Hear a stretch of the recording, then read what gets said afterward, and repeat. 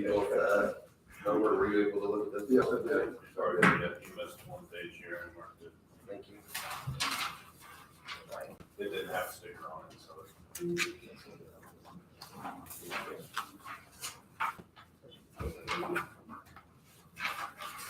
Sandy, Mary will not be here today. She said she had nothing new to report. I talked to her last night. Okay. You know, we were gonna review that Baker Tilly. I had asked for one change. Did they make that change? She said that she talked to them, but they hadn't finished it yet. I hadn't got back to her. So that's why she wasn't coming. She said they didn't finish it, so.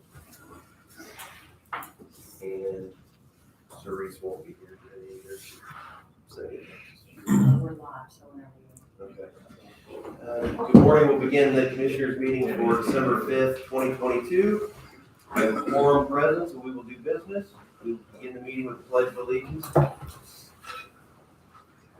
I pledge Allegiance to the flag of the United States of America and to the republic for which it stands, one nation, under God, indivisible, with liberty and justice for all.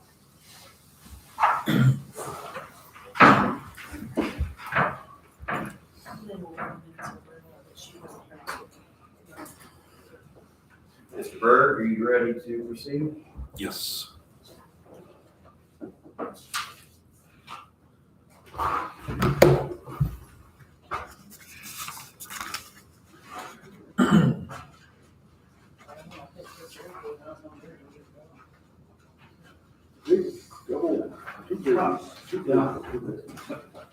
Some of that'll be awarding the material bid. Yeah.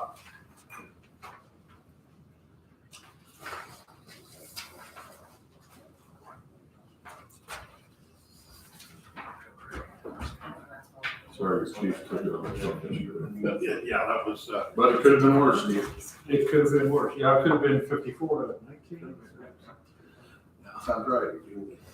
So I guess in honor of both, we'll take a 5-second period of silence.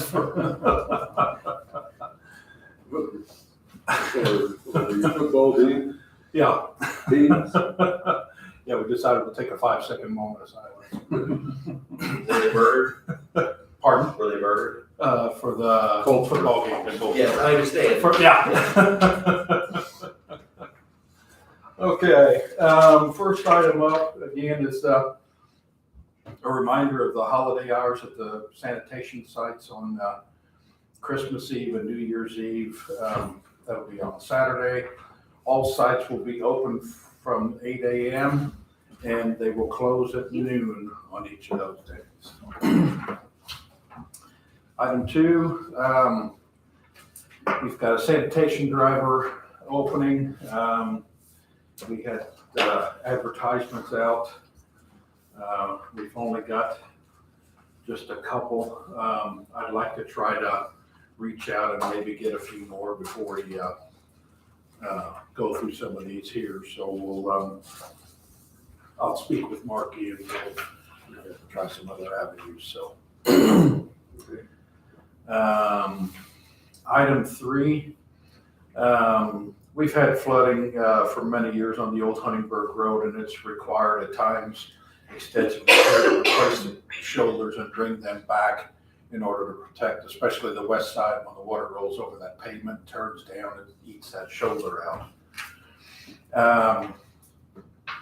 We did a lot of work to it again last spring, and then the waters that came over took it back out again. So we're looking at something more, especially in the deeper area, of a probably a better fix, because throughout the time we've had a lot of gravel end up down in that bottom. So what we're looking at, I had gotten a quote from Civil Supply. It's called Flexi Mat. It's a concrete. It's basically a cabled mat with concrete stones in it that's poured in it. I think the best example to go by would be on Portersville Bridge, the road in Davis County that just goes north of the bridge, back in those bottoms. I think just after the bridge was completed and the approaches were paved, the bottoms came out, and it actually took the pavement and flipped the pavement and just tore it all up. And when it was redone, I think we even went back and we purchased a lot of the same material to protect the shoulders, I believe, on both sides of the road. But what I'd like to do here, we've got about a 300-foot area. I'd like to go about 12 foot wide in the steepest part and put that in there just to see how well that holds. So It just goes on one side of the road where it traditionally flows. Mhm. That way it's 300 feet one side of the road. Yeah. And you're bringing it to us just because it's a solution you haven't used before. it's a solution we haven't used, no, outside of Portersville, the Portersville Bridge. Again, it's a mesh and then it gets concrete poured It's on. kind of like a chain link fence, isn't it, with dots of concrete? Yeah, pretty much. It's cabled, so it's flexible. And what they do is they stretch that cable and then they'll pour concrete in there, and it's just stones, and it has separations in there, which allows vegetation to come up through. So in time, as the vegetation grows up through and it gets mowed off, you don't even see the concrete anymore, but it still stays. And actually the vegetation helps hold it in place too. So it's about a $22,000 item, at least the price that I got this past summer. Now I know it's gonna change, but I wanted to speak with you on it first and get your thoughts on it. But if it's So what's that, about $70 a foot? roughly. 70 something? And what is the cost of the damage on an annual basis roughly? I mean, we're investing 22,000, you said, and what are we saving on the other side, you think? I'd have to put a number to that, but a lot of it's rip wrap and 73s and pulling all the material back. Usually it's a day's job, couple days job to get that back in there. So just looking to hold it a little bit more permanent. I can come back with a number next meeting if you want to. Yeah, Not I'm just curious whether you know, is it something that is going to be, obviously it's going to be more stable and therefore we won't have to deal with it as much. But, I thought maybe it was also going to save us a lot of money in the long run. So, I'll do some looking at it and see once where we are on that. Because the 22,000 is, I mean, it's fairly steep, but it's pretty much permanent. So yeah. I'll look at that and maybe we can talk on it. So when would you do the work? When would you do the work? Probably after the first of the year, maybe February, something like that. That's a fine time, as long as it's warm enough for concrete. Well, actually, it'll come as a concrete mat. It'll be delivered on a truck, and we'll dig everything out. We'll just roll the thing out, and so. But it takes, I think it's about 6 weeks lead time to place the order to get it to come in. So. And it's flush, so that it's not gonna mess up the mower or anything. I'll get some other literature that we can look at. I'm okay to try it, but if you wanna look more into it, that's fine too. Okay. And the next one, item 9C on the material bids, there was an omission of pricing of stone where we picked up material at the Newton Street, Meridian Road, and Kathy Lane locations for cave quarries. As these are typical prices that we get during the material bid process, I contacted them to furnish what was missing. And I have the list right here and recommended including it in the awards, but I wanted to bring it here first. And I don't agree, do you want to open it or? But so with stone, we're probably gonna do it as we did years past, where we have multiple contracts, right? Depending on which part of the county we need it in. Neither of the folks, I think, would would be disadvantaged by this, as this is our custom. There's a omitted sheet of paper probably. It gives us another area to pick up stone. We're close here, so. That was gonna be my only question, if this hurt another potential bidder in any way. But you don't think it does? No.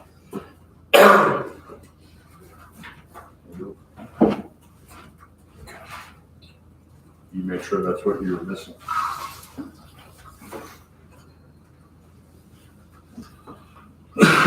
Yeah. Yeah, it's got both of them.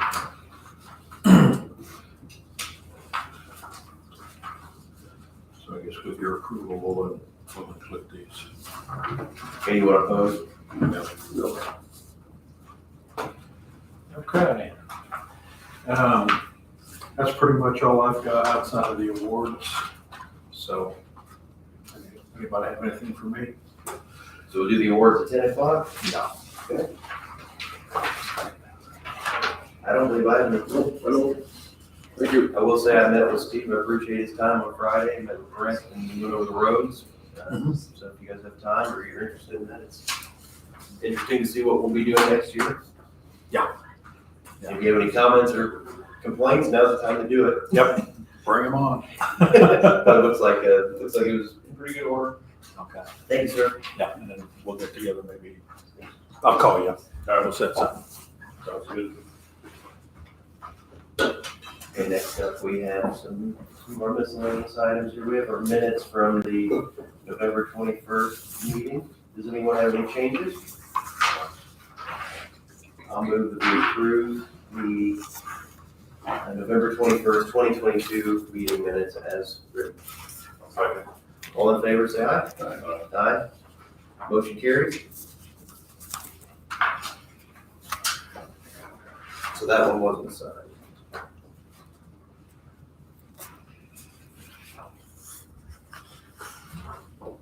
There we go. Okay. All right, I didn't even see it.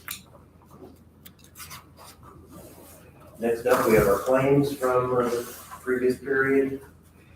The voucher register, anybody have any changes, questions, modifications there? I did email the auditor's office, got a question I had, but I don't know if they had a chance to get to it. She looked at it already. Good. She went to a conference down there before that. And then the other two were these guys' conference.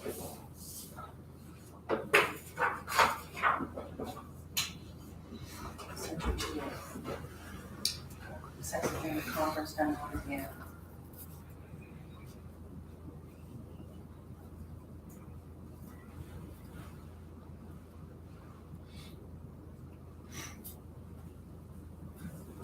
So it's 500 was we sent a check for, or why was it exactly $500?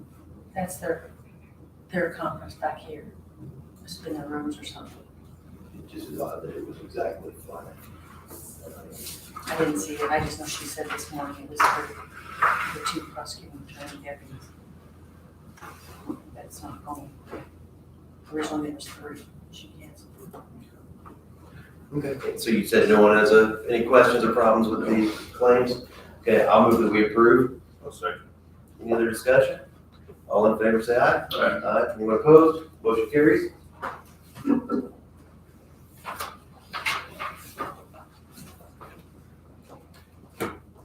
Next up, we have the payroll. Anybody have any questions or changes on that?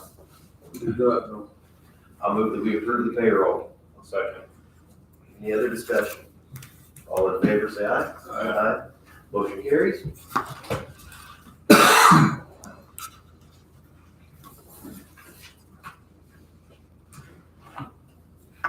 Go through a few miscellaneous items since we're ahead of schedule. Commissioner Hostead, are you still wanting your mail at the 198 address?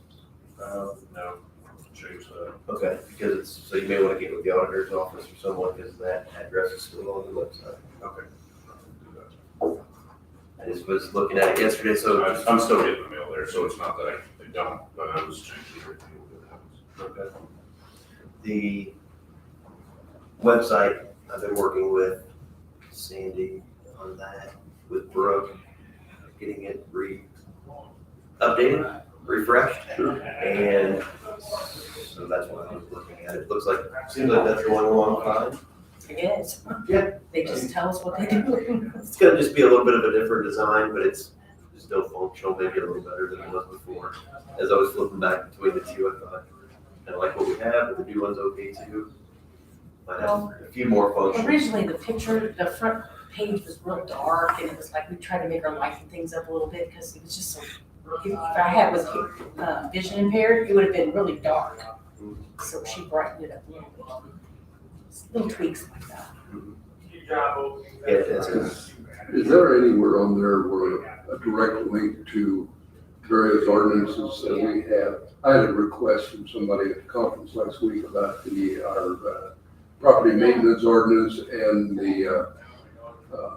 and I know they're on there. In the news section, I found them, did a search for them, and if it pulled it up. Well, when you first pull up our page, there's a bar, and you can Okay. scroll that bar, and AM Legal is in there. Okay, People don't realize you have to scroll that bar.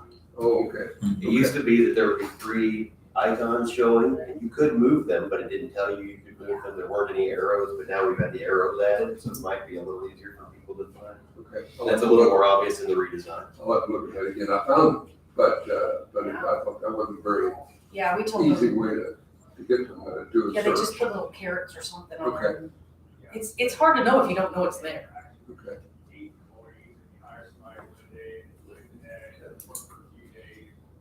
I had a request or a discussion with the community corrections folks about the custodial position, the maintenance person. So Jerry will be retiring at some point next year. And But he hasn't indicated a specific time yet. I think it's mid-year. Okay. I think he wants to stay around long enough for the project to be complete. So if you've been up to community corrections, they have more concrete poured up front. They have the framing for the new front of the building. They're pretty in the middle of it. So I think in May is when that's supposed to be done. Right. So I would assume right after that. Okay. So they were discussing hiring a part-time custodian to shadow Jerry, to see the construction, to see how that building is put together. So that the new person starts out on a good spot. And we do, I believe, that it is budgeted. It is budgeted already. So it's budgeted that Jerry is there for, so I think he's budgeted for 18,000 and the new person is budgeted for the same amount, roughly. That or a little less, 15 or something like that. And so they could basically work together anytime that they hire somebody. So I just didn't know if anybody had any thoughts on when we should begin that, if it was, we could tell them to proceed now, let him shadow Jerry for 5-6 months, or should we wait until we get a little closer?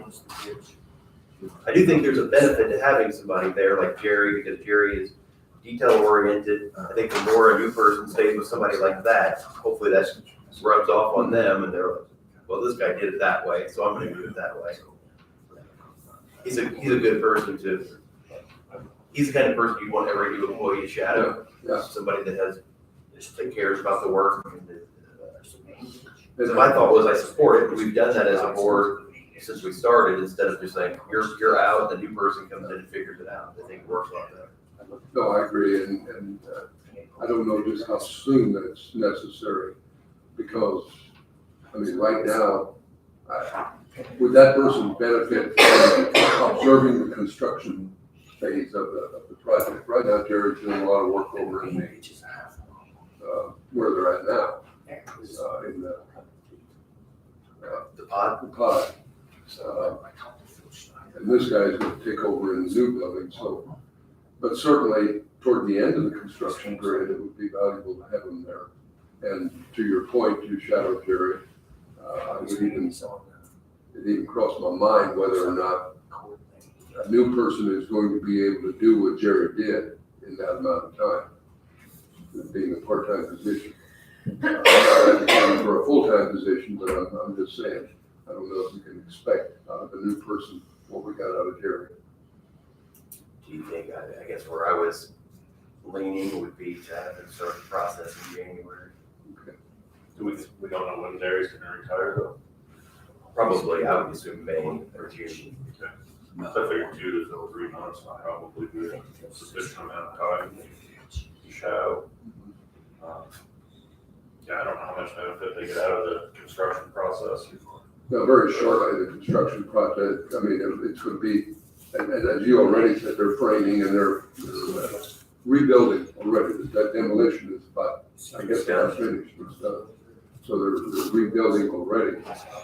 So very shortly, there's going to be some visible structures there that, and maybe it would be helpful to know what's inside. I think it's valuable to see how's the electric put in, how's the plumbing put in, how's the HVAC working, and then as the people are installing it, we can be a part of it. I thought if they start the process at the end of January, hire somebody, February, and that person starts March 1 or something.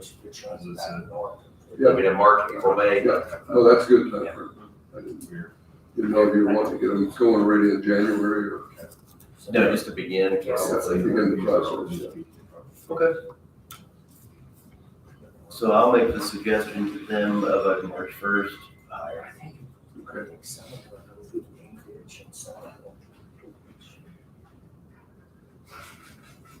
I reviewed the items in the historical cabinet last week. Sandy was part of it. Scott looked through it with me.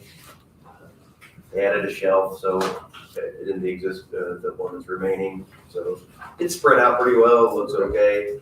What I think we're gonna do is wait until the work is done in there, in the courthouse, and maybe if there's space, get another little cabinet to put some more items in to display them better. Some of the items are probably of limited public interest, and some of them are really interesting, so we'll just kind of play it by ear. That's kind of where we left it. Okay. I was afraid I was gonna go over there and it would just be stuff, kind of stuffed in there and not look real good, but Scott did a good job with it.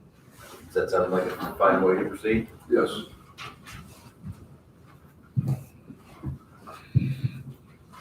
All right, let's go ahead and move on to the North to East Du Bois private storm pipe connection and relocation to private drive. Morning. Good morning. My name is Alan Jacobson. I'm with Schmidt Associates, Architects and Engineers, and I'm here on behalf of the Northeast Du Bois County School Corporation. The superintendent of schools and their clerk of the works for construction projects are also here this morning.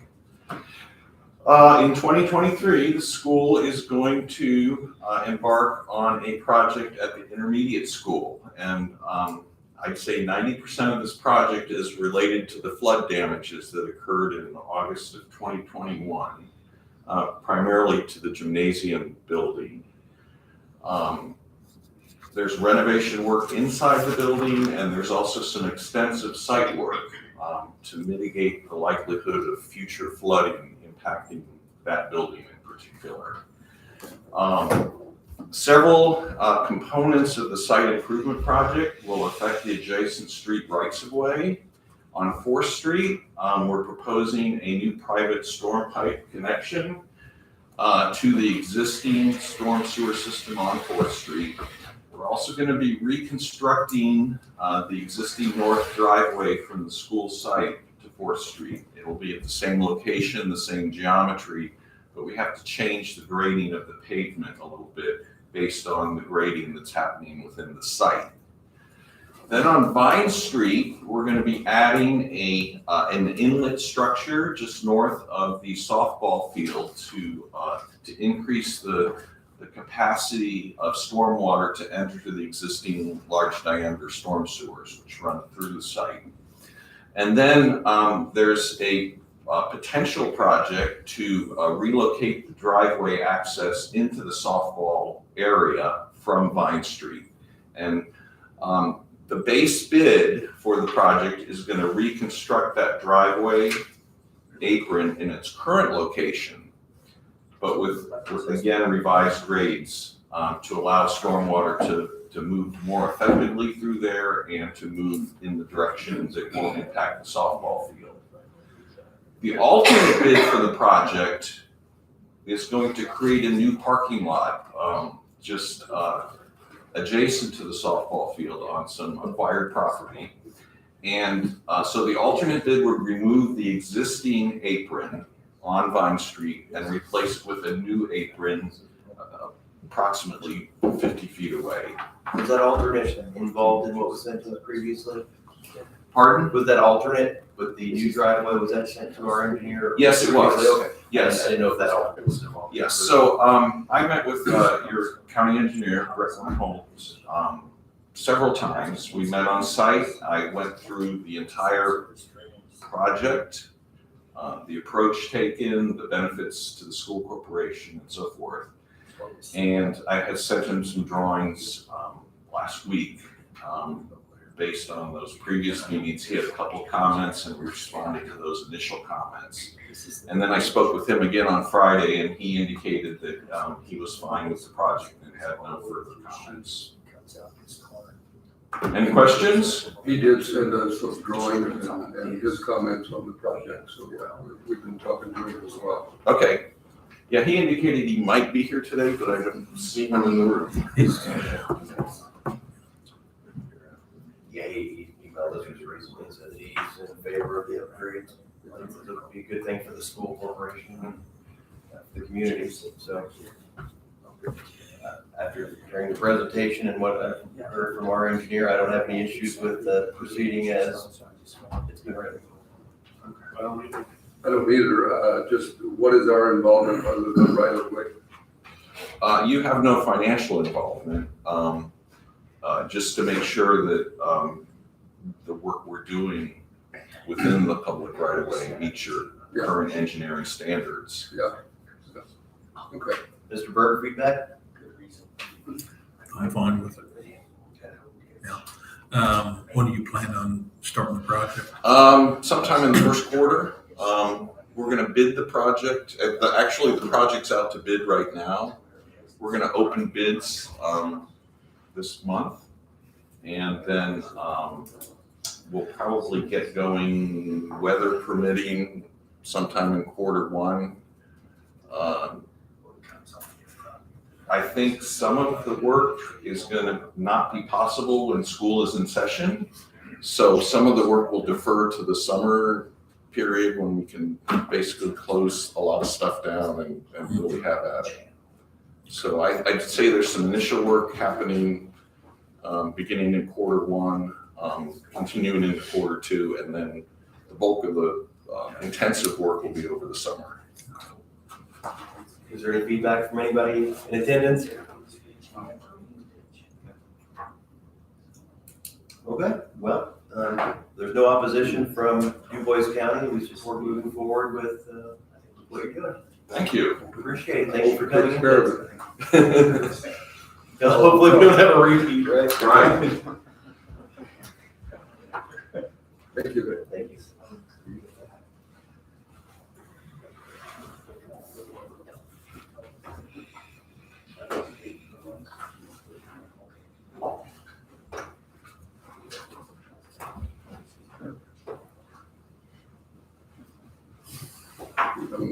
Do we need to take official action on allowing that right of way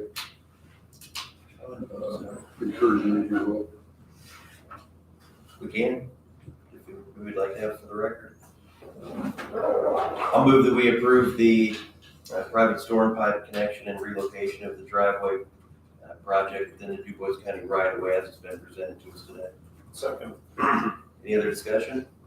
All in favor of the motion, say aye. Aye. Aye. Anyone opposed? Motion carries. All right, so we're back on, Thank you. back ahead of schedule, so we have more, some time to fill.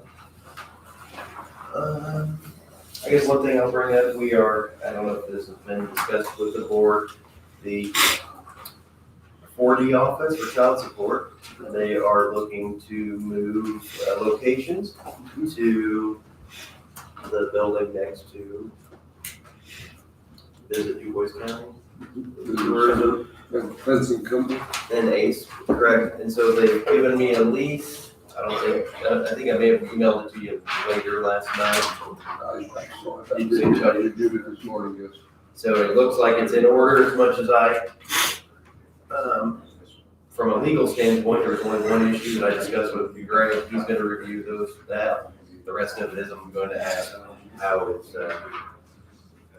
how are things going to be paid for, such as snow removal, maintenance, HVAC, furniture, utilities, signage, trash, insurance. I thought of a bunch of things that the lease one doesn't cover, so we're gonna look at that in parking as well. Yeah, no, I looked at it this morning and, yeah, I would have some of the same questions. The lease appears to make it our more things our responsibility than what I would have anticipated. Even HVAC beyond the warranty period would be our responsibility. Any kind of structural maintenance, if the front door leaks or the front window leaks or something like that, doesn't the lease say that's our responsibility? Everything but the roof. Everything with the roof. So that's generally a landlord would be responsible for some of that general structural maintenance. General structural maintenance, yeah. So, yeah, I agree. So, anyway, I'll continue to work on it with Mr. Schneer and the prosecutor-elect, and we'll see where we go with it. Do either of you have a problem with the location? No, they don't. I don't know that it's a real fit for that area, but if the landlord is okay with it, yeah, it suits our needs. Okay.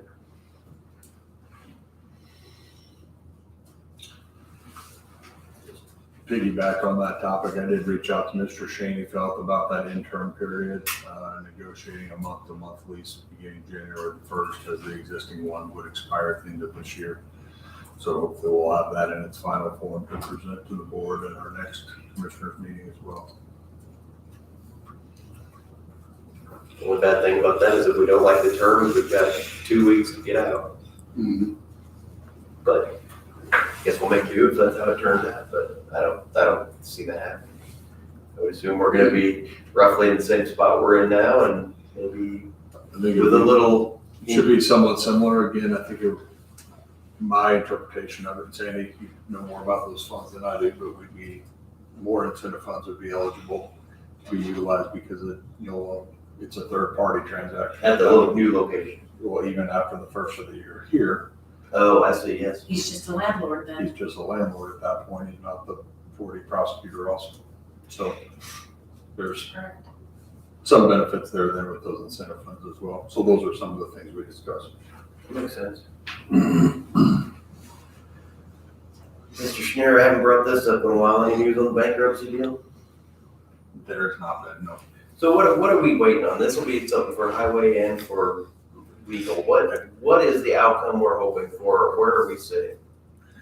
They are still working through a couple of things with IDEM. I did speak with him a couple of weeks ago. You spoke with who? Andrew, what was his name, Greg? I don't even know his name, but Yeah. from what company, from what organization? He is the person that would be in charge of the reclamation project. With IDM? Or no, not with IDEM, with the insurance company. The insurance bond company. And they talked about, Sorry, which is different than our road bond company. right, Yeah, this is the big project bond, the IDM bond. Both of those things concern me, but I was mostly worried about our road bond. How are we on that part of it? So what? Go ahead. Sorry. still there. When we first spoke, he felt that a lot of the dirt work could be done through the mine reclamation. And he did state that they would not be responsible for any construction of the road. Therefore, my plan was to take those bonds and provide the stone that it was designed to be used for, and we'd be all right with that. Well, the last time we spoke, his intent was to do everything they possibly could and not utilize those bonds as a trade-off, which, that kind of changed a little bit. And here, the last time I spoke with him, Meaning they'll provide some labor and materials and we would get the bond? Is that a that was first off, but the second time, they would get the work done and we would not use the bonds. I guess they're trying to save the bonds for the bond company, okay? So, I had certain feelings I didn't, that was something that had changed. So maybe refresh my mind, it's been so long. They were supposed to give us money to work on another road away, right? From this location, wasn't there money there, or are we just talking about the roads that run within? There was in 2020, they negotiated a new agreement where they were going to pay one half up front of a repaving, and Steve knows the road number. I don't know them as well as he does, but that's good. And then they were supposed to pay a second installment on that, and they never paid the second installment. The first installment did come through. There was concern whether or not that would get tagged and pulled back in. It has not. We have not, I have not, and I'm certain Steve probably hasn't either, had a conversation with our bankruptcy attorney to see, is there a new status? Can we go ahead and stake a claim to that? Is our stay over with? Because we were kind of waiting to see what IDEM's ultimate plan was. Because we weren't going to be able to get it in June anyways. I can do that and reach out to them here before the end of the year, because it's been 2 years since I think they filed. And memory, again, is what it is without looking at emails. I believe there was some sort of a benchmark of a 24-month period. And I think that was probably for that first installment, to make sure that they can't come and grab that back, or the trustee can't come and grab it. But I'm happy to follow up with that individual down, provided he's still attends. Steve, what was that road that we were supposed to get the half up front and the half later? 800 West. Okay, so 800 West, we received the half up front, we're hoping they don't try to claw it back, and now we're looking to receive the second half if possible. Right, and I don't know that we're gonna get the second half, if whether or not we can utilize one of the existing bonds to take care of that. Because they made a promise, we had an agreement, we should be made whole if possible. And that paving was done in lieu of Allowing them to mine 750, through 750. allowing them to mine through 750. Correct. 800 wasn't necessarily affected by the mine, but they paved that in lieu of something else. For consideration to mine through that road, Right.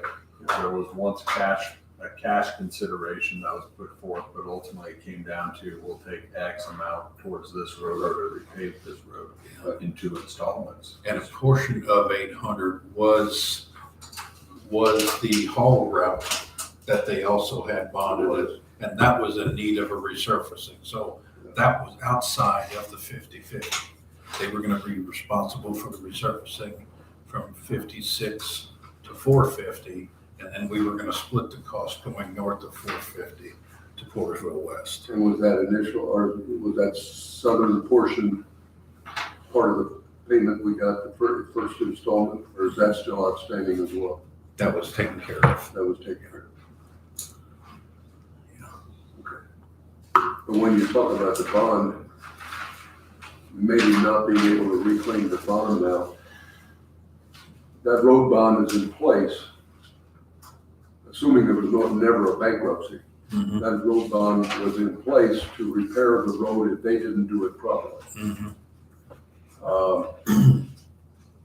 And if they had done it properly, if they would have done it properly, that bond would have gone back to the bond company. Are you saying now, even though the company no longer exists, the reclamation bond, they're saying that's going to cover the rebuilding of the road, and therefore the road bond can go back to the. Their plan was the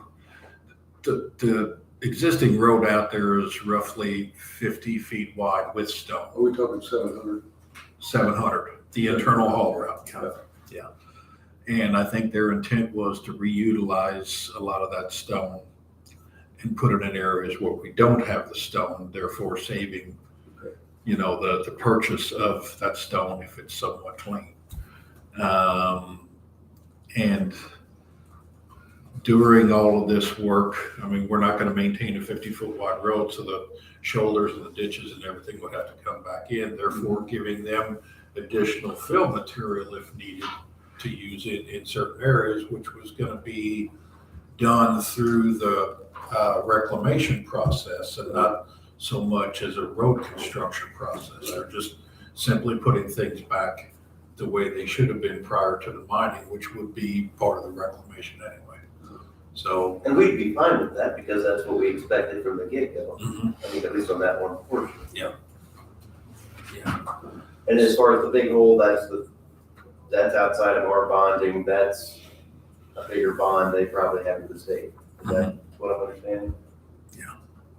And our main concern is on the north portion that it doesn't keep eroding any closer towards Lemons. mhm. We've had some conversations on different methods of trying to secure that bank, and that was part of the last discussion that we had. I think they've got some pretty good sized pieces of concrete up there with sort of in the shape of a barrier or like a Lego block or something, and utilize at the very bottom and start to build a toe, to hold the bank. There was also a lot of big stone up there that was placed at the edge of the road that was going to be, I told them they just really couldn't leave it there, that it should be moved, and I'm sure the landowners would be in favor of that as well. I recommended utilizing some of that material for that wall instead of buying a whole bunch of riprap or whatever, just utilize what's there, and then they'd be killing two birds with one stone. So that all sounded good to them, and he said he was going to try to get together probably sometime at the beginning of the year, and I asked if we could possibly do a sit down because we've heard different things, landowners have heard different things, nothing really seems to be clear yet. So what I recommended to them was let's have a sit down with the landowners, with the highway department, commissioners as well, so we could sit down and get a clearer idea of what it is that they're trying to put forth and go from there. The stone you're talking about, is that sandstone? Yeah. And is it, will it maintain its density, will it maintain its strength over time? Sandstone sometimes will deteriorate. Yeah, I think in that case with some of this larger stuff, It'll be okay. I think it'd be all right. If you thought about using flexi mat. Be a lot. It'll be a lot of, yeah. That's gonna be my go-to from now on, anytime there's a problem. Can we use flexi mat? I did send an email to Mr. Madden, who we've been discussing with. He apparently is no longer with the firm. So I forwarded it on to Mr. Irving, who we had originally dealt with in the beginning. Do you think maybe first meeting in February or two, we could kind of have give us an update? I think that would be a good time, and I don't know, I don't expect anything to happen through January. I know they were trying to take care of where the wash plant was and get that all taken care of, so they could take care of the issues on the Schnauz pond. I believe that's where there's acidity in the water and that type of thing. So that was their original main target, and then they were going to Portersville to take care of the road there. So that was priority one and priority two for them. But I think it would be good for all of us to sit down and kind of pinpoint the direction where this is going to go and have a better understanding. So I don't like having unresolved issues. I mean, this is pretty substantial. Yeah. All right, so let's just plan on first meeting in February, have an update on that, please. Treasurer Dropbox, Treasurer Merkley. Good morning. Good morning. Good morning. Okay, so last time I was here, we talked about giving up the Dropbox to the Veterans Office and buying a new one out of my budget to put up on the stairs of the courthouse, or at the top of the courthouse stairs, since there's going to be a ramp there anyway. So Brent came over, he and Scott and I discussed where we thought it should be. And then Commissioner Blessinger came over and said he wanted it on the other side instead. So, Of course it there did. you go. Initially, I was on board with it, but when we looked at the cameras to see any wrongdoing that could be done, if somebody stuck a pork liquid in it or did something goofy, it's nothing that they could have done here all along, but at least for protection, it's closer to the camera. There's a better view, a better angle of it. So when you go in the main double doors, instead of it being on the right side, it'd be on the left side. Yes. Is there a downside to that, being on the left side? No, there's not. It doesn't even matter which side it's on. The only downside I thought is it's a little further if you're in a wheelchair, but I mean like 5 feet further, so, no, not that big a deal. And there's a discussion on a couple different models. Yes, and we chose the one that you liked the best. So when I came into her office, Laurel showed me one that was a smaller version, and then you sent me one a little bit later that was a larger Right. version, a little more substantial, and that's the one you're gonna go with. Yes. Looks like it'll be a good win for the office. Yeah. I would assume it's more, it'll be more in mind, so you'll check it more often, and Yes. if people stick things from other offices in there, it won't be sitting for a long time. Right. The other thing that's nice, it looks like it's a bigger capacity, because what people would do down here, if, let's say the thing would hold 20 envelopes, they'd be 25 in there, they'd be stuffed out the Right. top, I mean, they'd be all crinkled, and the next guy could have taken them out. Right. I don't know that we've ever had a problem that somebody stole one, but I don't think so, but. they could have. Yes, that could have happened. So, I think it's a good move going forward, and And I seem to always set off that alarm anyway, so I would inevitably like go in there, the alarm would go off, and I'm like, oh my gosh, and then I'd have to wait for the police to come and, so that won't happen anymore. And then it's a good thing. one of us always checks it at midnight on due date. So it'll be easier for going forward for them not to have to worry about getting in and doing the alarm and, Anybody have any issues or questions or problems with that? No. The only thing I can think of is we're gonna have to reword the window back here. Correct. That wording will just have to come off. And say Veterans Office or whatever. So I think it's a win-win for everybody. The worst case scenario, I think, is that we put it up there and there's something that happens that we didn't foresee, and you take it up and you've got 4 holes in your concrete. Right. And we can fill the holes up. So I think that's about where we sit. So just to get it in the record, I'll move that we approve adding the drop box for treasurer's office to the main landing of the east entrance of the courthouse as soon as possible. Second. Any other discussion? All in favor of the motion, say aye. Aye. Anyone opposed? Motion carries. All right. Anything else you'd like to discuss today? No, that's it. All right, thank you. Take 5 minutes, then we'll come back with the bid opening. Do we have any bids? Commissioner, were you going to that portion? Yeah.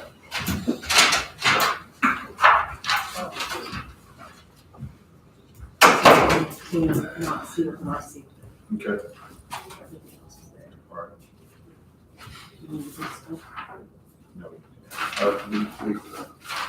Yeah, I'll bring it up. You're gonna get it back.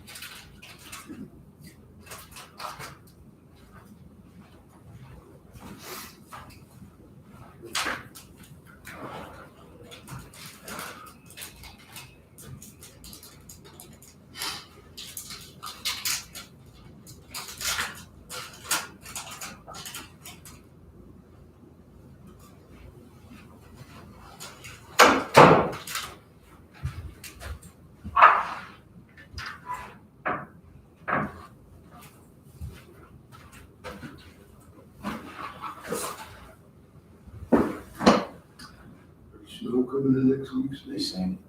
I didn't see any. Really, said something about snow. coming. Just talking minutes. I know that. I didn't look up. It is. Next week? That's long road yet, but Probably 2 weeks.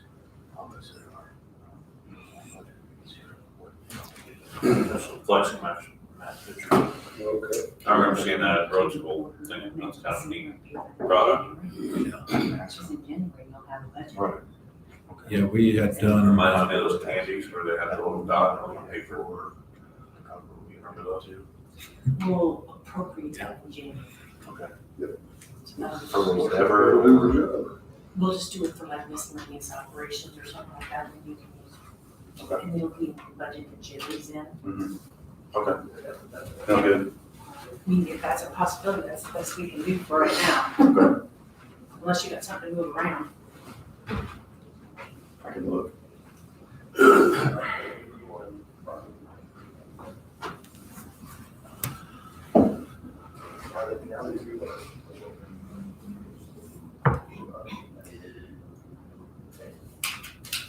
Yeah, we held our snow rodeo at the highway department, I think, the week of Thanksgiving. So get it hooked up and running, get the guys reacting to their routes again. And I've got the sander on my truck and I figured I'd just keep it on there, keep the snow back. Keep it away, yeah. Exactly.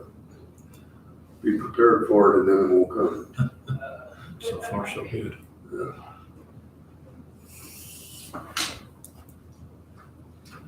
morning. Good morning.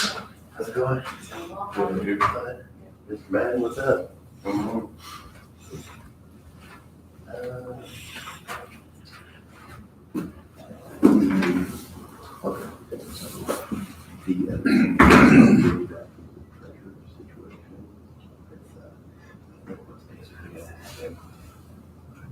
Yeah, I don't know what you do. It looks like it's gonna be rain. Yeah, let's go. No probability, 40% on Thursday, the 15th. Rain probability 55, so it's right there. Yeah.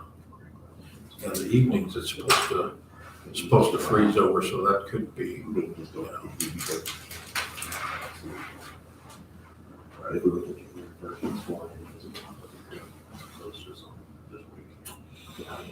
There's a 13 period, I think, where the. Yeah. Looks like it's Wednesday and Thursday, huh? To move, that's one, do that, sir. Roll, they're trying to do that. Just talk to Gary. They're gonna meet the banks Friday, so we can sign it. I think everything's kind of in line, and if there's something you know of that when they're looking for, we need to do it. So if you sort of. Yeah, Bruce mentioned something to me that he'd like to have you as a writer again if you're interested in something. So they're not outside. Who would do that? I think it'd be tight. Maybe that's a part-time job for me. Plowing snow. They have to. No, Yes. Yeah, like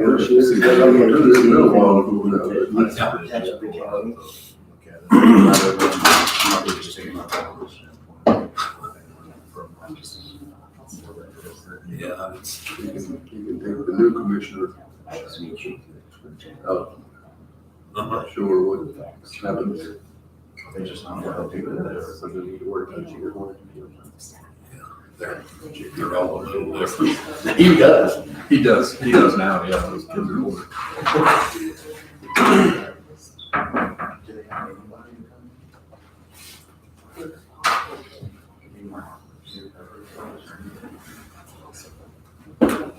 Mr. Mayor, did you have anything else for business for today?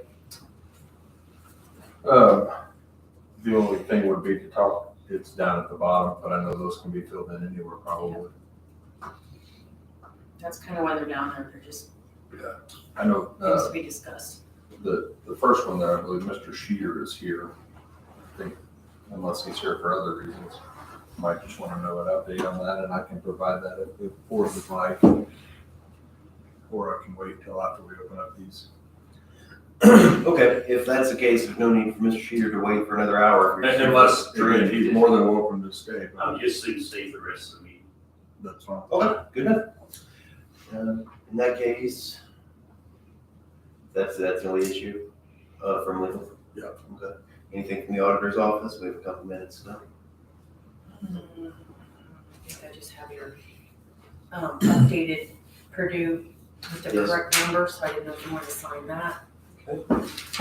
So I believe we approved this at a Everything previous was meeting. approved, it just had a typo and they resubmitted it. So I'm just gonna sign it and we will move forward with that.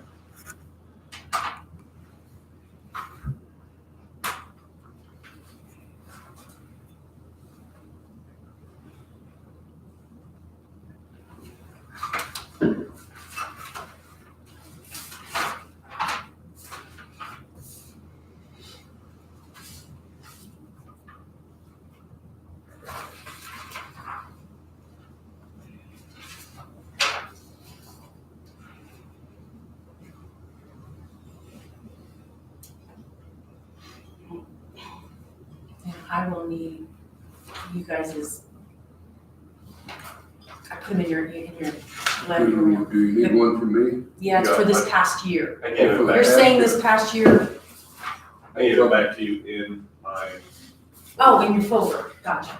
Both of them for last year. I do see it. Okay. Yeah, they're for they're for 2022, you're ending the year in 2022. so we're stating. You're stating that you haven't done any of We this. haven't done any of that. Okay. And then, the ready. That's the only thing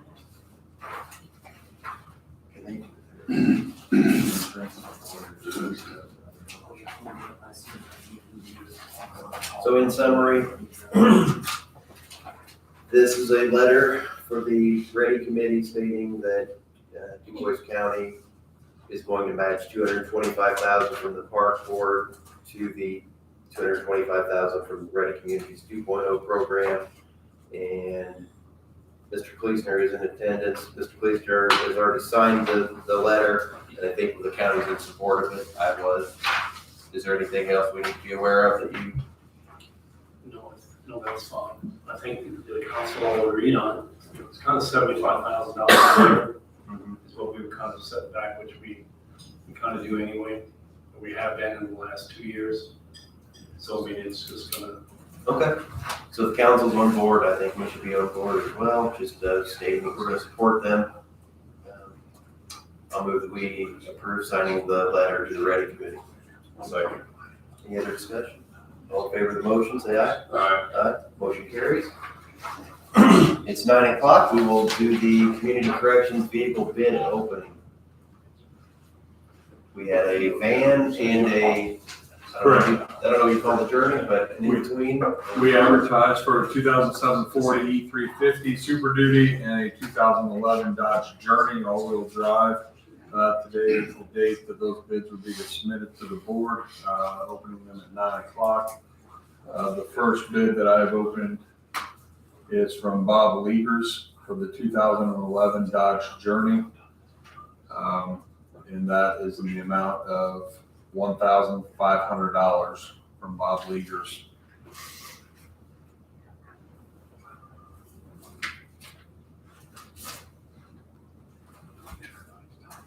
Were there any qualifications for the bids, Mr. Schneider? Or just, There were not, no. We're selling them as is, and that was it.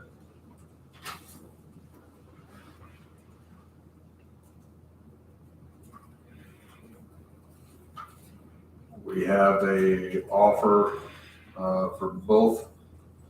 They're separate line items from a Rodney King from Leopold, Indiana, for the 2011 Dodge Journey in the amount of $3,050.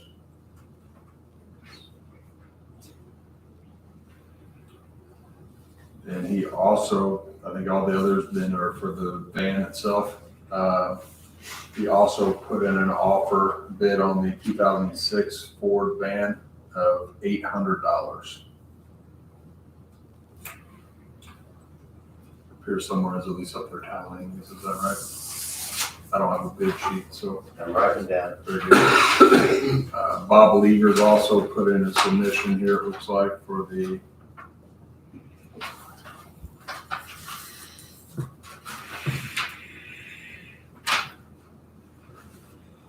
(2007) Ford E350 in the amount of $9,000.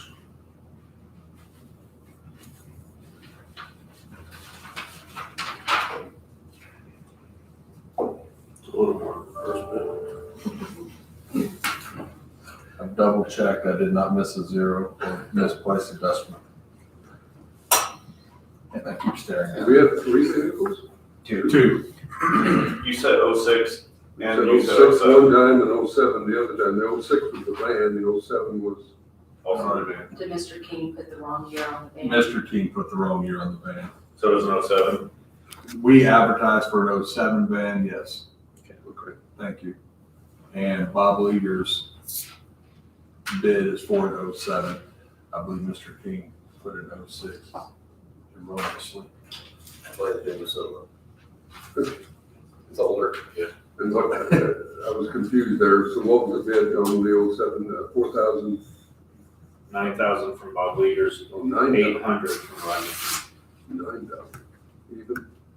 Yes. Yes. And then we have another sealed bid for the Ford van.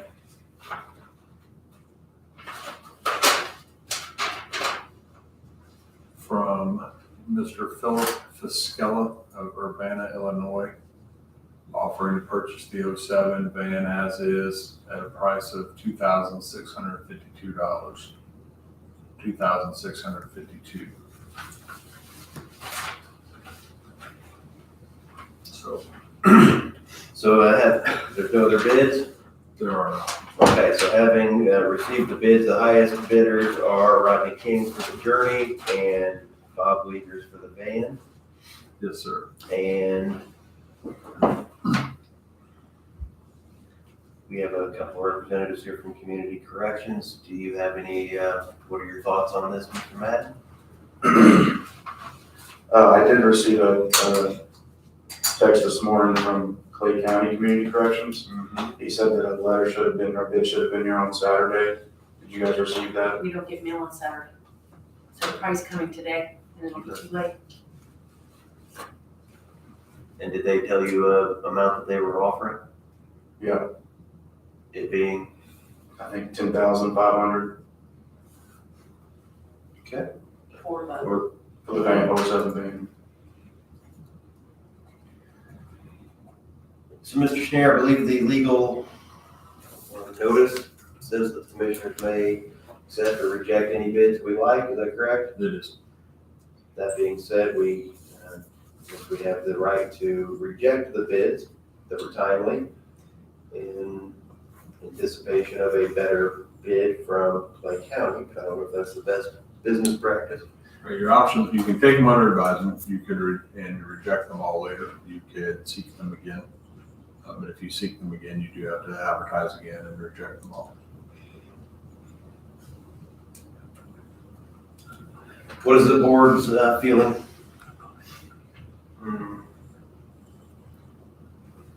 I feel like if we advertised them, we took the bids, the ones that came out on time, we should probably just take the highest bids. Go from there. Thank you. Yeah, I agree, to reject them all now and then re-advertise. Not that that's a lot of extra work, but it just kind of doesn't feel right. That being said, we could take the highest and best bids that we have here, and was there any requirement for them to send a deposit or anything? There was not. Okay, so we can accept the bid from King and Leakers, and I guess for the record, and that we can obviously maintain in our records, Leaders did send along with it a copy of a check for that amount payable to DuBois County Corrections, but again, it's just a copy of the check, it's not. Would it be they're just saying they're ready to give us It's like, here we go, I got the money and it's right here if you want it. I feel like it's the message being sent on that, it's a voucher, so. what would be the next steps? Leaders would be too hard to deal with. What about this bidder from out of town? Would Mr. Madden just Reach out, yeah, Mr. King provided a phone number, let him know that he was the winning bidder on the 2011 Dodge Journey. And on receipt of cashier's check or cash or certified funds, we would deliver the titles and is the title readily available? auditor's office maintains all the titles. Okay, looks like we have a majority of the board that is fine with proceeding that way. Anything else we need to consider, Mr. Schneider? No, sir. All right. I'll move that we accept the bids of $3,050 for the Dodge Journey from Mr. King and the Leaguer's van for $9,000, or the van bid of $9,000 from Leaguer's. Anybody, that's my motion that we accept those two. Okay, I'll second. Any other discussion? Any other discussion out here? All in favor of the motion, say aye. Aye. Anyone opposed? Motion carries. So do you feel comfortable knowing how to proceed with that, or you with Sandy on getting the paperwork? So Sandy's gonna have all these just to put in our records, and then I can give you the contact information, unless you already know Mr. King. If you wanna get a photo of this, or I'll run a copy of it. So it feels like I think we did a little better on the Journey than I would expect, but we did a little less on the van than I would expect. So I think overall, seems satisfactory. Okay, let's move on to the COSAP grant. Allison Neal's here. That's me. So I printed off another RFP for everybody, even though it was emailed to you one day last week. The reason for me doing this is, as you know, we're trying to proceed with the therapeutic community. And one of the RFPs of the request for proposals was for behavioral health, to create a behavioral health team. So that being a therapist, that being a peer recovery specialist, someone along that line to help us with our classes, with the therapy, with the participants and all of that. That is currently something that we do not have readily available in our work release program. They do go to Life Springs, but the wait time on that is sometimes a month or so before they can get in. So using Life Springs without someone on staff with us would be kind of burdensome, I will say, because the participants in the therapeutic community would not be readily available to a therapist if they need someone right then or working through something in class, what have you. So I spoke with Dalton at Behavioral Community Solutions. He read through the RFP and he said it's a very good RFP, the one that was previously approved in August, I believe August or September. And he said, but it may be a little bit too specific. It's not letting their imaginations flow as to what they could provide for us. And I said, okay, that makes sense. So I removed some wording in this new RFP. I removed the schedule so that it's not like this is what we're doing, we're not doing anything else kind of thing. To hopefully bring up some more interest. I sent it out In the email, I said that I sent it out to 10 different agencies. I actually sent it out to 8. I wrote them down. Anywhere from the hospital, Life Springs. I am currently speaking with Life Springs. I don't know how good of an option that will be because they expressed to me that they have 2 therapy positions open currently, and they have been open for months and months and months, and they haven't been able to fill them. So currently they're overlogged with people. So that's why I want to reach out to other people to see if maybe, we can have more conversation with this than with the previous one. I've sent it out to Playful Healing here in town, Creative Thoughts. Those are more local therapy agencies here. I've also sent some out to an agency in Evansville, Newburgh, one in Crawford County that has different satellite locations. So the next step would be to get this approved to be able to send out.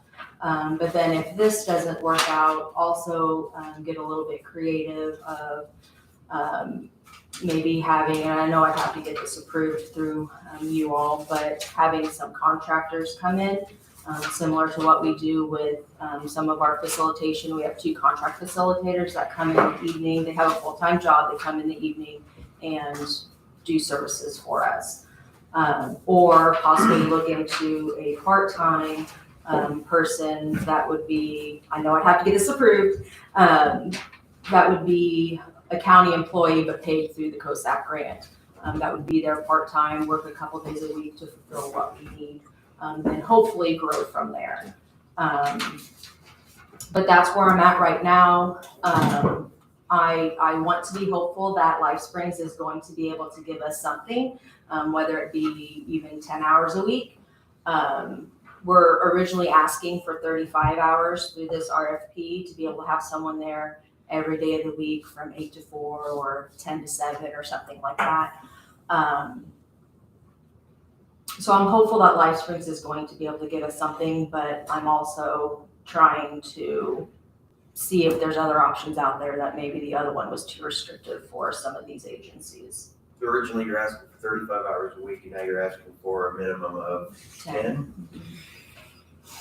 To be able to come in, do some classes, and then also offer some therapy time. That I think that's the world that we're kind of living in right now, of being understaffed, and finding good qualified workers is sometimes difficult. But I really want to be able to get this therapeutic community started, up and running.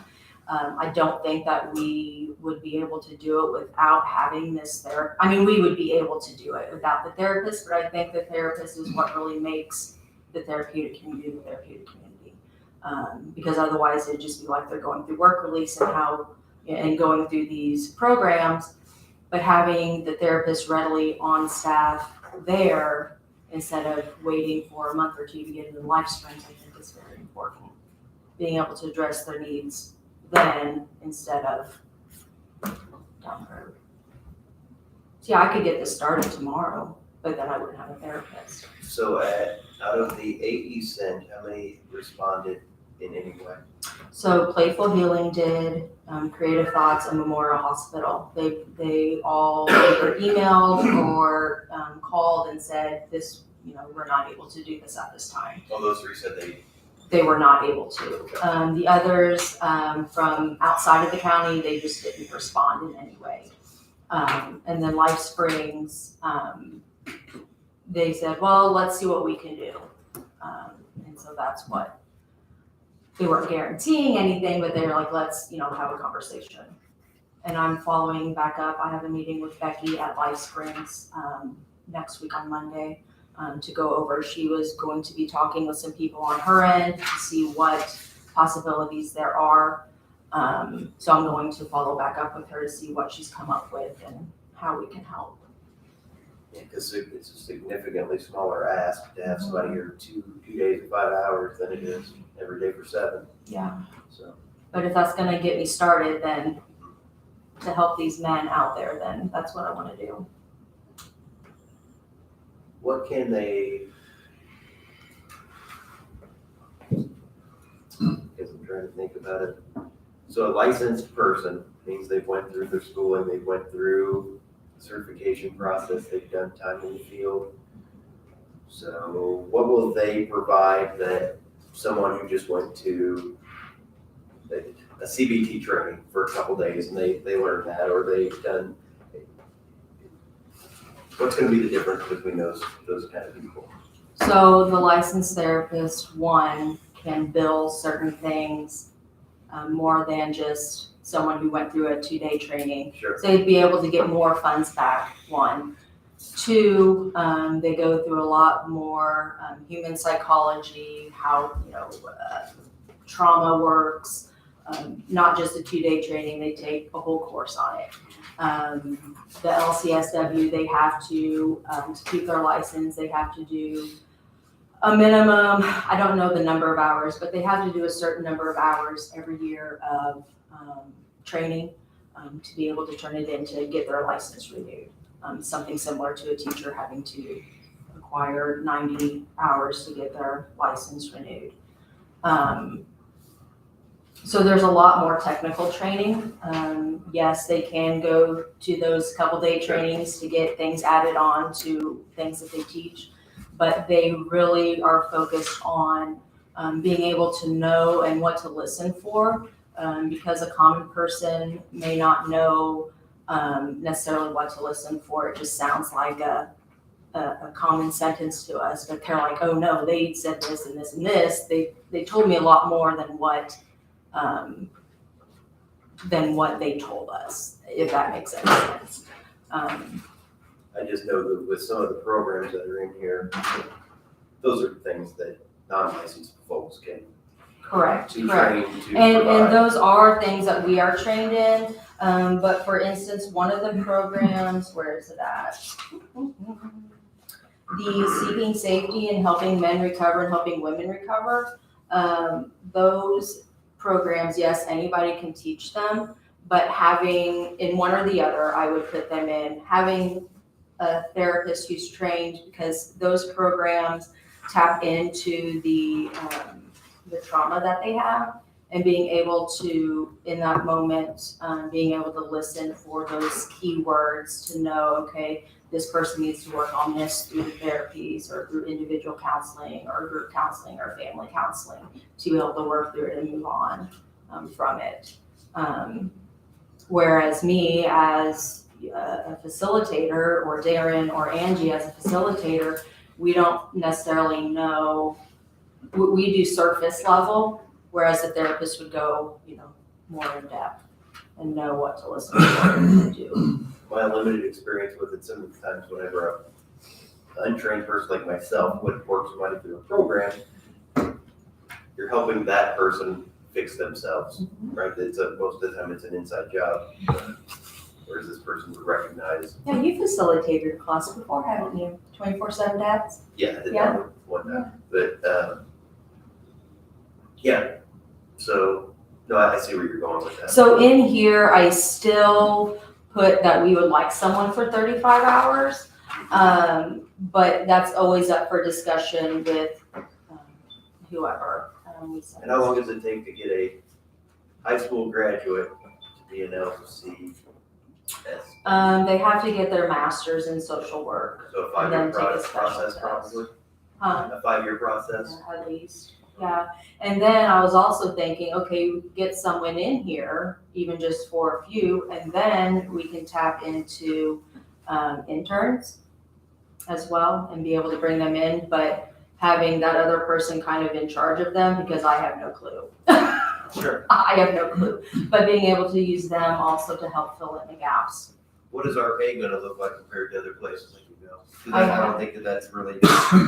It has, so we have appropriated for the second year, which we are in, for $80,000 to be able to be used towards any kind of therapy, peer recovery specialist. So we would have that option to throw that into the kitty, whereas, then they can help pick up benefits, the other like Life Springs or whoever pick up benefits, put in some money towards salary and all of that. So we do have money allocated. I mean, would it help if we said, if most places are hiring at $30 an hour, we said, we are willing to pay $35 an hour, or whatever it is, I mean, does that, Right now, we would be competing with the hospital, but I don't know what they make on their behavior people. I know they got a huge raise. With their behavior people, but yeah.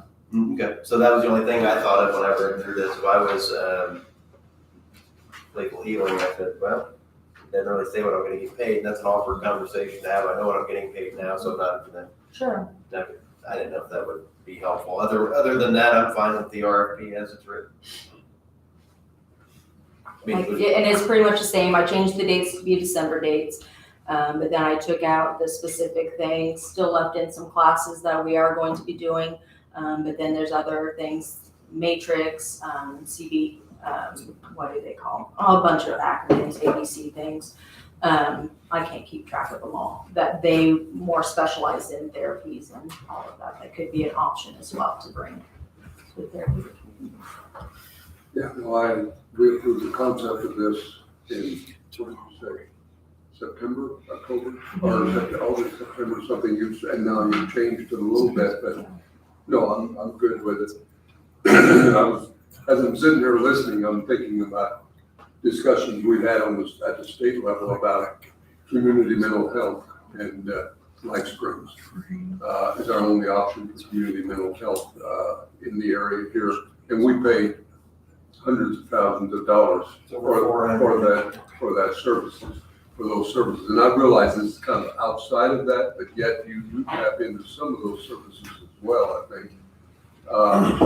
There's a big push to make those services, community mental health services, more of a competitive nature, to where we only don't just have one option, to where others can come in.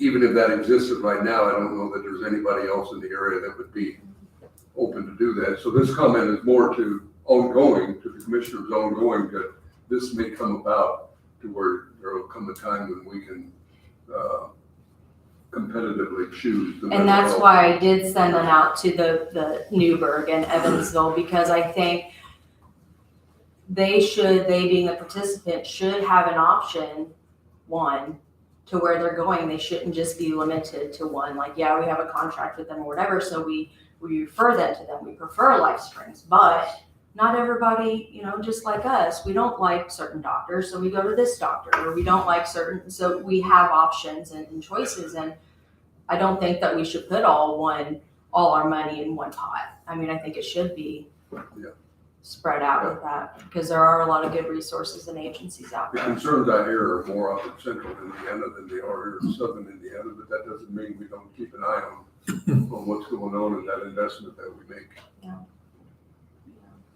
one other thought that I just had too, that this person isn't just there necessarily to help a participant.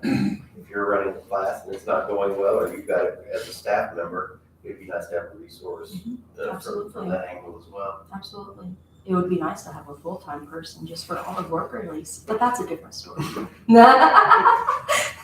Let's see if we get 10 hours, and then we'll see where we can go, right? And that's what we're doing. Yeah. So I don't have any other issues on this. I'm fine with accepting the new RFP as it's presented. Anybody else have any comments? Mr. Schneider, is there anything that you needed to look at on this, or have you? I think you have. Well, I looked at the original on it. Oh, I'm sorry. I didn't include you in the email. I'm sorry. That's okay. You've just modified it, it sounds I like. just It modified was it, a little yes. too tight the last time. Yeah, I took out, there was a schedule that had, Sunday through Saturday, changed some wording, but changed the dates. Other than that, I didn't change. And the dates as far as when we're accepting them in the Correct. interview process. Yeah, Correct. I wouldn't have How was anything your- additional than that. When do you think, when was the other one approved? The original? August-ish. And you're still satisfied with December 22nd for proposals to be received? Okay. Just to have it in the record, I'll move that we approve the request for proposal for community corrections behavioral health treatment services as provided, or as presented. I'll second.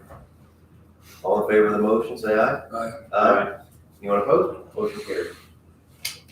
Thank you for your time. Best of luck, thank you. Thank you.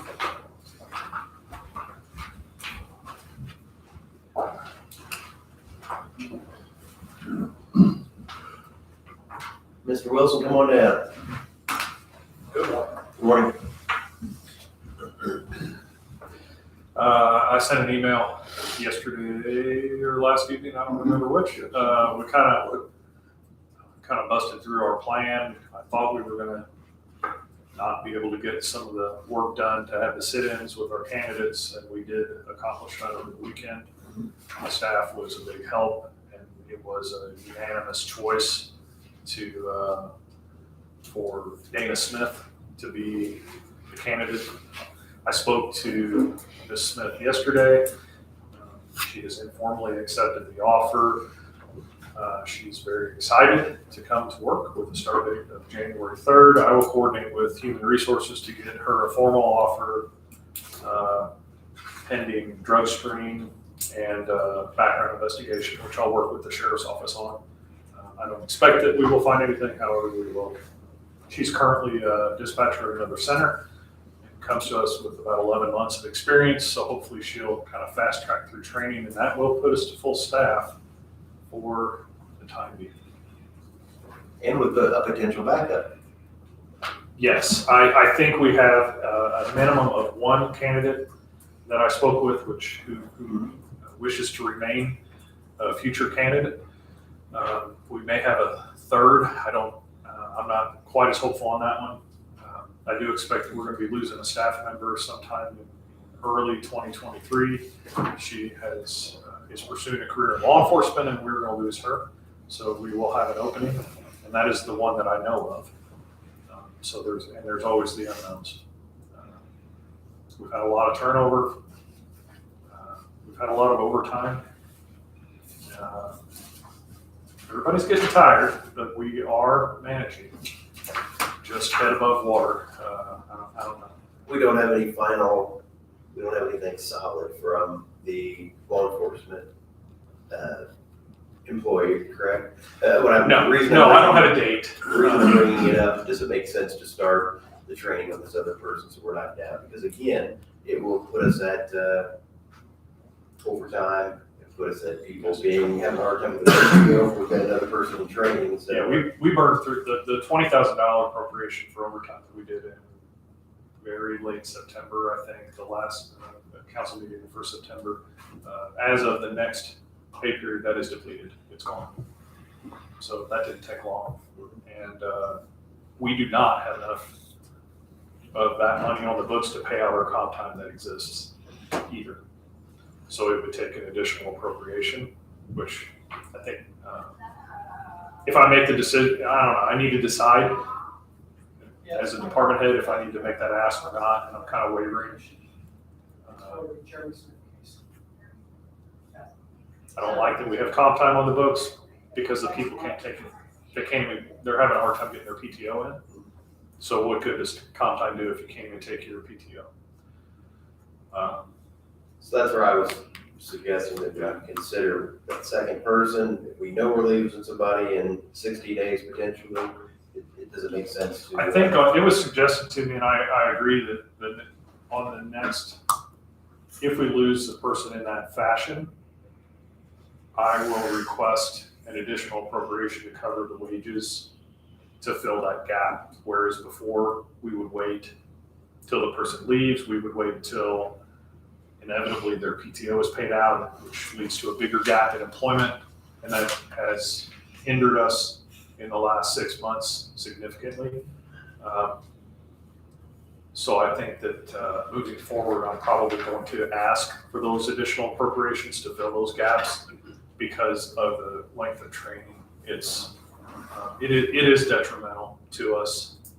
If our turnover would stop, this could all stop, but I don't think our turnover is going to stop. Just don't. I think that ship has sailed for multiple departments, particularly the 24/7 operations. So we just need to do the best we can moving forward, make the best plan. If I need to ask for money, we'll ask for money. That's all we can do is just do the best we can. I know our staff continues to be incredibly dedicated, and we're heading it off as best we can, but we have been working at minimum staffing for almost 4 months.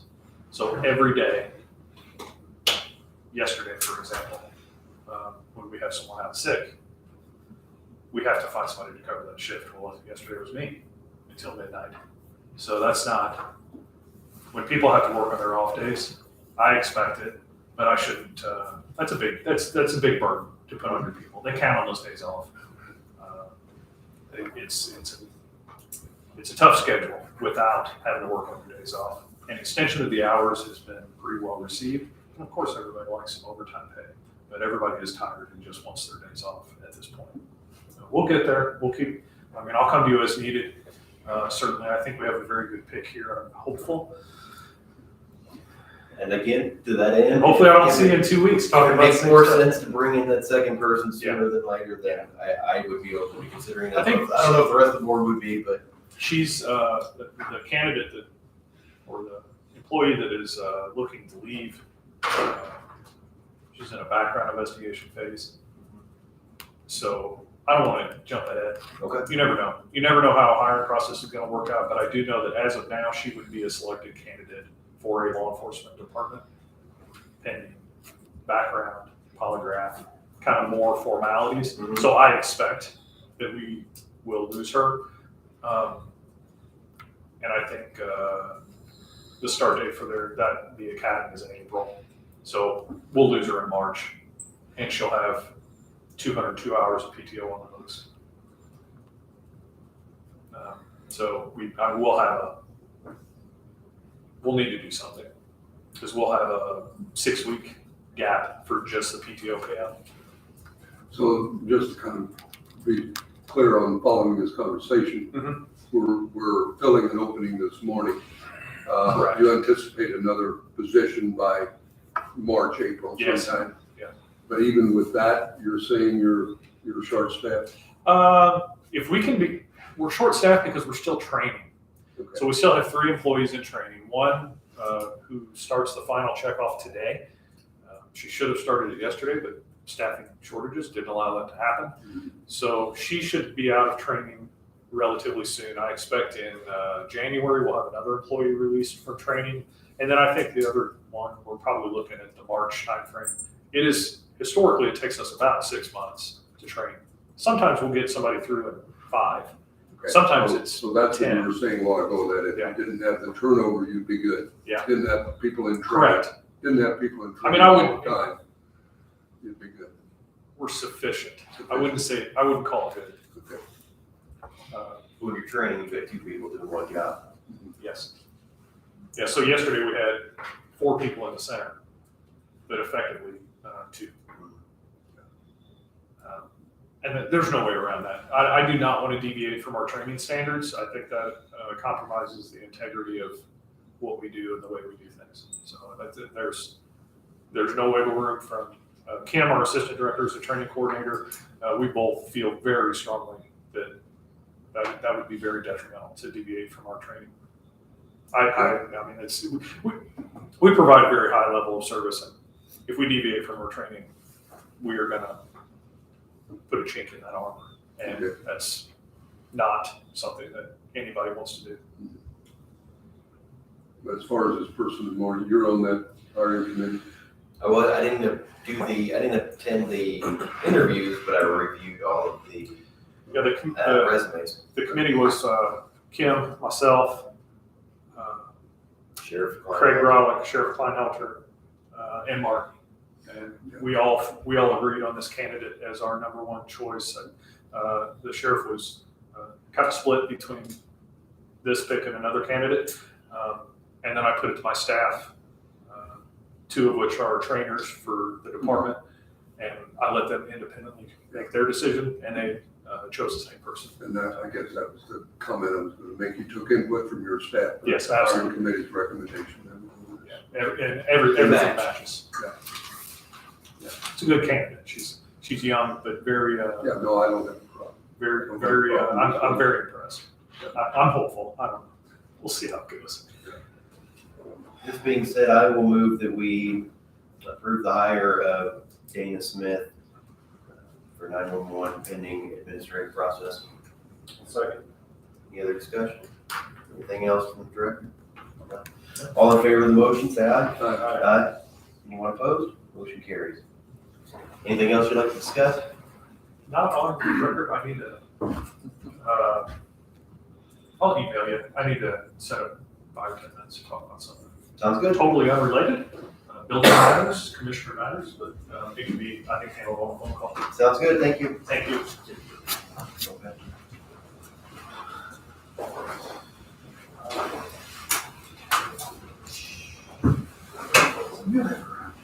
Well, you need to order 5. 4 came in. I put 1 here, I put 1 there, didn't rush you 1. Holmes, is there one more that's missing? The 5th one didn't come. Oh, we're back ordered on one, Well, either back ordered or they are gonna credit this, I don't know which. and this is for Elmer going away for us. No, this was 2023. this was one of those that you changed the address and you brought it to me. When you were trying. Still for Elmer.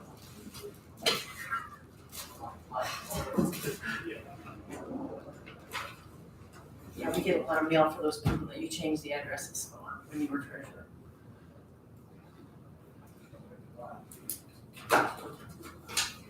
I put a congratulatory note on the calendar, and I'll give that to you. I'll present that later in the meeting. Do you want one for your office? Your I office? have to, I ordered my You own. ordered your own. Okay. I ordered them a long time ago. So I didn't know where else you wanted them. I didn't know if you wanted them downstairs on small planes. They had one on their paper on there to write it in the. Yes, that's one of them. In their office itself. Their door to their office. Yeah. Right, I know there's one on there, I just didn't change it. I changed these 2. And I didn't know if you had something that you had. I like all of them to look uniform. Well, So for now, we'll deal with these and we'll see, where else we have a need. Unless you're distributing That's what I was gonna do. what is it currently appropriate? So she's happy. Yes, So she didn't want it. yes, that's my understanding too. All right. Good. Thank you.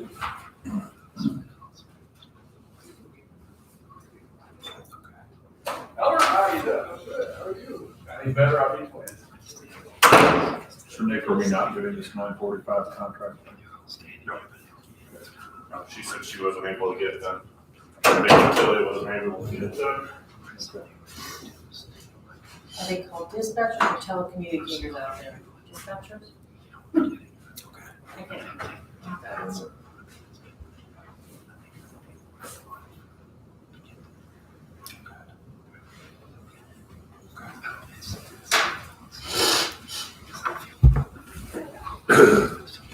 Stuart Collins, telecommunicator or dispatcher? Whatever I type. Whatever you want to Good, call want me it. to change it after I type it? Communication specialist. No. Okay, well, we are ahead of schedule again, Sorry. because of Baker Tilly contract discussion with, regarding regional sewer. Commissioner Costa earlier in the meeting stated that they are, that contract isn't available. There was I had asked for one change to mirror what our prior agreements with Baker Tilly stated, so I presume it's just forthcoming. Shouldn't be a major issue. She said she plans to be at our next meeting to present it. Okay. So, do we need to put her on the agenda for 5 minutes? It's hard to put people on for 5 minutes. It's easy to put them on for 5 minutes, it's hard to keep up with that schedule. There you go. Okay, so at 10 o'clock, we will have a material bid opening. Did you guys look at the sheriff contract? Did you talk about that at all? We didn't talk about it yet. Tom reviewed it and he's fine with it. He said he can come to the 19th meeting. He's not available today. So, Do we need to have him here? Does anybody else have a problem with the contract with the sheriff? Have you seen it? I've seen it, but, you know, I guess I'm looking for a recommendation, or is it? It's similar to what we did. We changed some years, I think, dates. We had entered into that contract with Tom, I think not in his first year as sheriff, but in his second, third, and fourth. This contract would then reflect the fresh term for the 4-year period. And again, the dates are changed, otherwise it's. Otherwise, it's the same, basically the same contract. I can bring it to the next meeting. It's not necessary for me, I mean, unless you don't have a copy of it. I don't have it with me, I don't think. I don't wanna waste the sheriff's time making him come in for something that we're just gonna sign. If he's on board with no changes, again, the changes that were made were I minimal. just don't have Okay. it. So. That's what I needed to hear. I mean, I looked at it and I thought, how does this differ? Without having both of them side by side, how does this differ? Did it back in October, if I recall, those were instead of a 3-year setup, it was a 4-year setup, and again, just changing the years, the effective dates to mirror his new term, his second term. I think I threw it on there for him to come next time, but That's fine. If we wanna, again, put it on for 5 minutes, we'll, now I got 10. that way we'll, he does, as far as I'm concerned, he doesn't need to be here, so he doesn't have to waste his time, unless he wants to come and give an update. Okay, well, I'm good with it.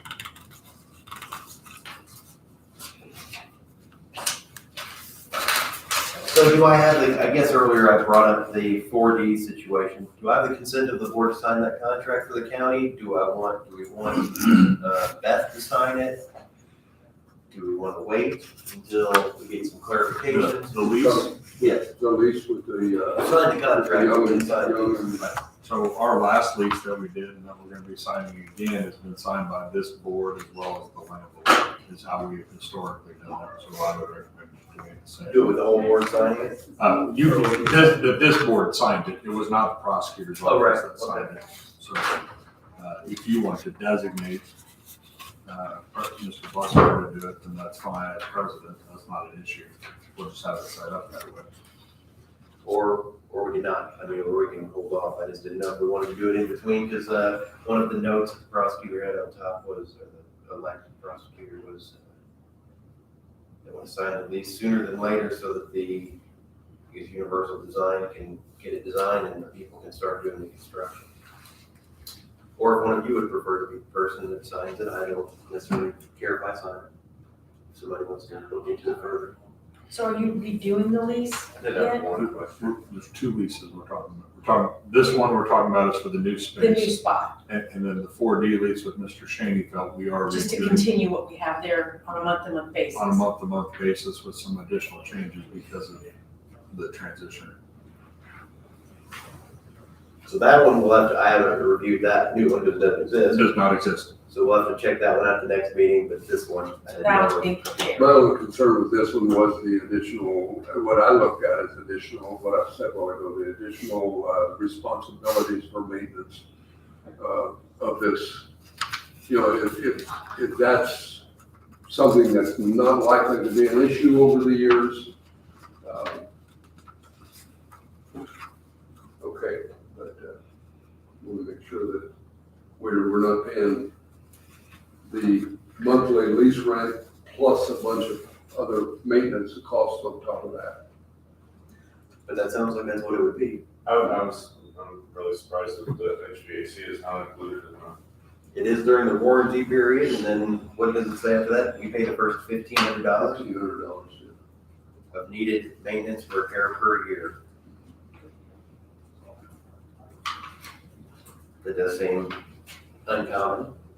But again, as I was mentioning, referencing to others, the rent at $1,500 per month times 12 is $18,000 per year. 18 times 3 is going to be not much over the 45,000 that they're anticipating putting into the place. I wanted to get So your it's- license, that's it. Have a good day. I don't know. I guess it's a give and take thing. And one of the- let me just raise the scenario, storm damage. Now, if it's storm damage to the roof, they cover it. If it's storm damage to the front windows or something like that, who insures it? Who has the insurance of the building They have it for the structure, we have it for our belongings. for personal property, the personal property I've got. So, okay, I would think any act of God or if somebody ran into the front window, I think their insurance would cover that. Okay. Or that's how this reads. Mr. Gleason, you have thought? I just wondered if you could discuss what are the maintenance items? Because we wouldn't have that budgeted possibly. I mean, I just wondering is it tolling stopped up? Is that maintenance for us then? Or Yes. yes. The HVAC unit? How about this, if I can give you a copy of this and you can make a copy? Yep. And then we won't take any action until it's okay with you or your board. And because what I asked her last night in an email, I said, who will cover these items? Snow removal, HVAC and other maintenance, furniture, utilities, signage, trash, insurance, and if cleaning, and if so, if we're covering it, will the incentive funds pay it? Will you need additional money from the council? So it'll be that's one of the questions I had. Also, I asked about the parking because nothing in here guarantees us any parking spaces. My concern to her was, what if Ace wants to park their truck? They have 5 trucks in town and they're there all the time and they park the whole front end of the thing. That could probably be a problem. Because parking is tight. Boy, the parking lot is really, I don't know. Well, what I'm getting at is, if EMA moves up to the new jail, which, I'm not sure how quickly that's all gonna happen. But would the space in the basement not be sufficient? It might be if it was available. But it's a year from now or more. That's a year or more, so this 3-year lease, we might be able to move them back at the end of it. Well, Because the other thought was to continue on with the current office and sign another 1-year lease with Shaneyville with, they don't have to do any construction. It's not ideal, but then the office space in the basement would open up and the entire prosecutor's office could be in the same building. I think when we talked with Beth, she said that they will have additional needs in the future. So that space. And we still have that conference room on the main floor. I mean, it does get used. It gets used a lot. You guys brought Monday. Just a thought. So how about this, we'll tweak what's in here. Mr. Kleesner will have an opportunity to look at it, Mr. Schneider can continue to look at it, and we'll make a determination in 2 weeks. Is that like fair? That way if anybody has any questions, they get answered. I don't think 2 weeks is gonna kill anything. That sound like a fine move to everyone? Mr. Hostetter, okay with that? All right. So if you put that one on the next agenda for. Got it. Got it.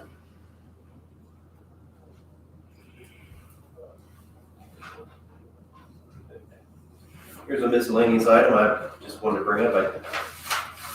As we're doing the health program, one of the things is advancing new connectivity, and I wanted to know, I think Sandy might want to know too, because we kind of talked about it at that last meeting, was we worked with SERS last year with Okra, and I guess this year too, to get those public Wi-Fi spaces available. So we have at the parks, couple parks, Birdseye, Brettsville area, and Holland.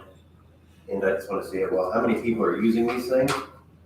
Because if we're going to advance e-connectivity, if there's a ton of desire and need for public Wi-Fi spaces, that can be something we can look at. So we want to see how many people are using these things.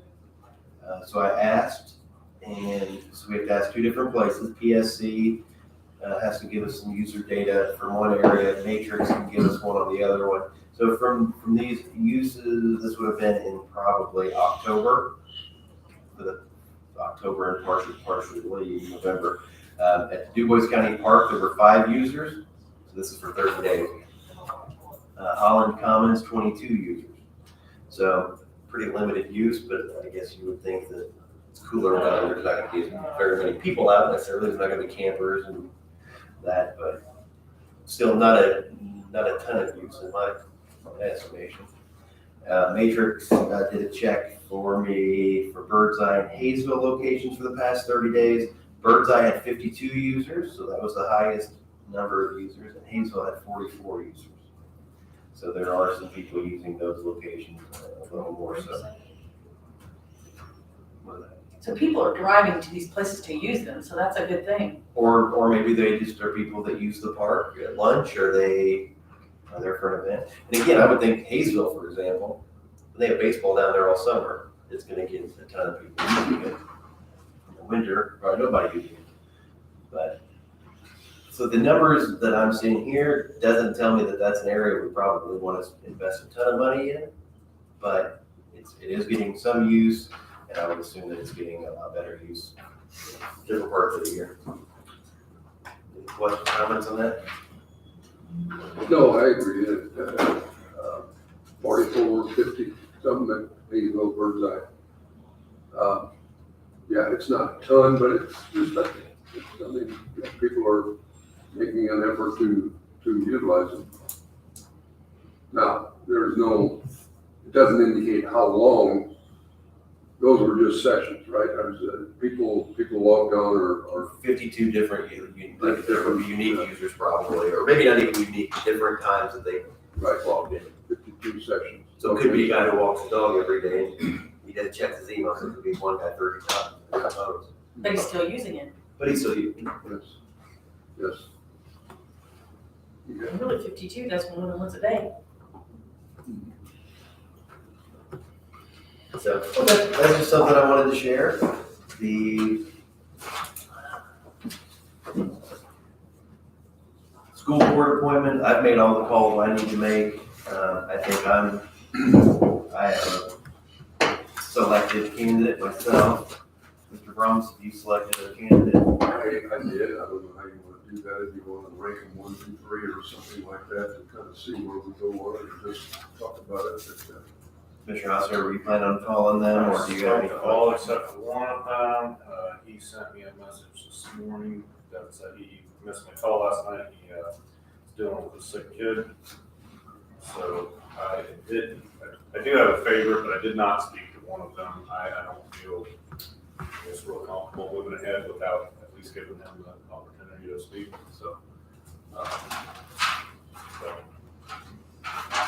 you guys. Okay. One thing that Commissioner Promise and I spoke about previously, well, I'll speak to myself. Number 5 on our list would be my choice. If that matters,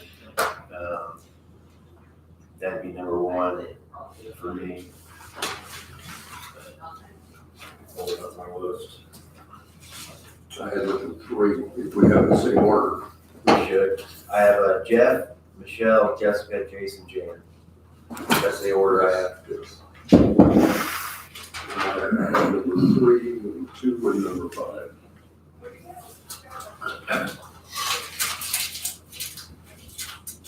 So I'm in favor. Those are my top 3 candidates. Your number 1 was number 5? Yes. That was my number 1 as well, but as I said before, I did not speak with number 4. So if you'd like to wait, I'm happy to give you that time, but, or we can, If you guys are both in agreement with number 5, number 10. well, we're really not. Yeah, they're really. Oh, I'm sorry, it was your number 1. But she was my 3rd choice. All right, hold on, let me write down your reading here. So I would probably give You said 2 and 3 would be tied for my number 2. I would be satisfied with either of them. And Elmer, you were what? I was 3, 2, 5. And all 5, I'll make this statement, all 5 are quality candidates. And I'm okay with any of them. I looked at it and said, more, what does this school board need from these people? These people all can bring a lot to the school board. What is the school board most in need of? And I looked at various qualities and various things that they bring, and that's where I made my decision. And I agree. Every time I talk to someone, good people, they want to give back to their community. They want to see they want to have a strong school. They don't want to lose their school. They want to support the good things they're doing. I wish we had 5 appointments. disappoint them all. That's what I told many of them. I said, my job would be a lot easier if there was only One one of you. person who wanted it, but I appreciate that there's five, Yeah. and that they're all good candidates. Sure, and they will all five stay involved in their community, is one way or another. I appreciated that, that several of them said, whoever you pick, I'll support them, I respect that, and I thought that was good. You know, some of them bring a better financial background, some of them bring classroom experience, others bring, community involvement overall. So that's why I say, you know, just kind of looking at what I felt the board was most in need of. What I liked about my first choice was that I called, left a message, she called me back, left a message, we hadn't connected for a few days, she proactively reached back out to me again. She had seemed as if she had put time and effort into researching the position, had thoroughly thought about it, of the time that she could put into it, that how it would affect her family. It seemed just a small step above some other folks. Some other folks said, well, I don't really know exactly what they're doing, or I don't really have a specific thing I want to work on, but I want to serve, which is the number one thing. You need somebody with a passion for service. But if you have a passion for service and you put in some of the legwork already, that's impressive to me. And that they're willing to put in a little extra. That's, I guess, one thing. You had to find some way when you have 5 great people, just one little differentiator. So, well, I'd be happy leaving that with you. If you want to wait another 2 weeks, we can do that. If you don't, I'm happy to make an appointment today. Okay, well, the one I have not talked to is not on either one of your lists. So I guess I would feel comfortable moving ahead today. Okay. Just because even if he gave me a really great, little elevator speech, And he will. I still have to. Not in a lot, I wouldn't describe it as an elevator speech, but he's a strong leader. But what I'm saying is, I would have to convince the two of you to back out of your number 1, 2, and 3 choices to go that direction. So that's why I think I would feel comfortable moving ahead today. Okay. And did you have a number 1? I do. I'm pulling it up again. My number 1 was number 5. And then it's kind of the same as you, 2 or 3 or 2. So I think that leads us to 2 number 1 votes for number 5. That being said, I'm satisfied to move forward. Okay. I'll make a motion that we appoint to the DuBois County, or the DuBois School Board for the North DuBois Corporation for the vacated seat from Mr. Kenise to Jan Dodd. I'll second. Any other discussion? All in favor of the motion, say aye. Aye. Aye. Anyone opposed, same sign. Motion carries. I'll reach out to Ms. Dodd and let her know.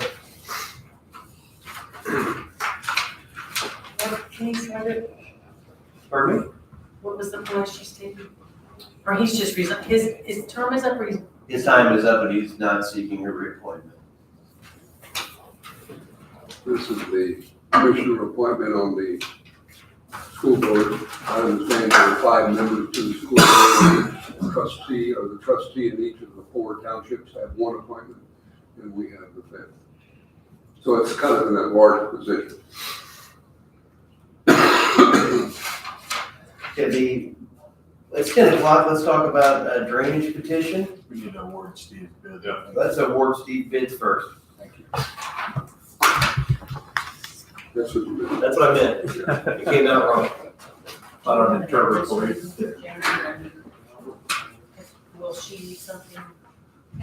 Do we have things at the school up here?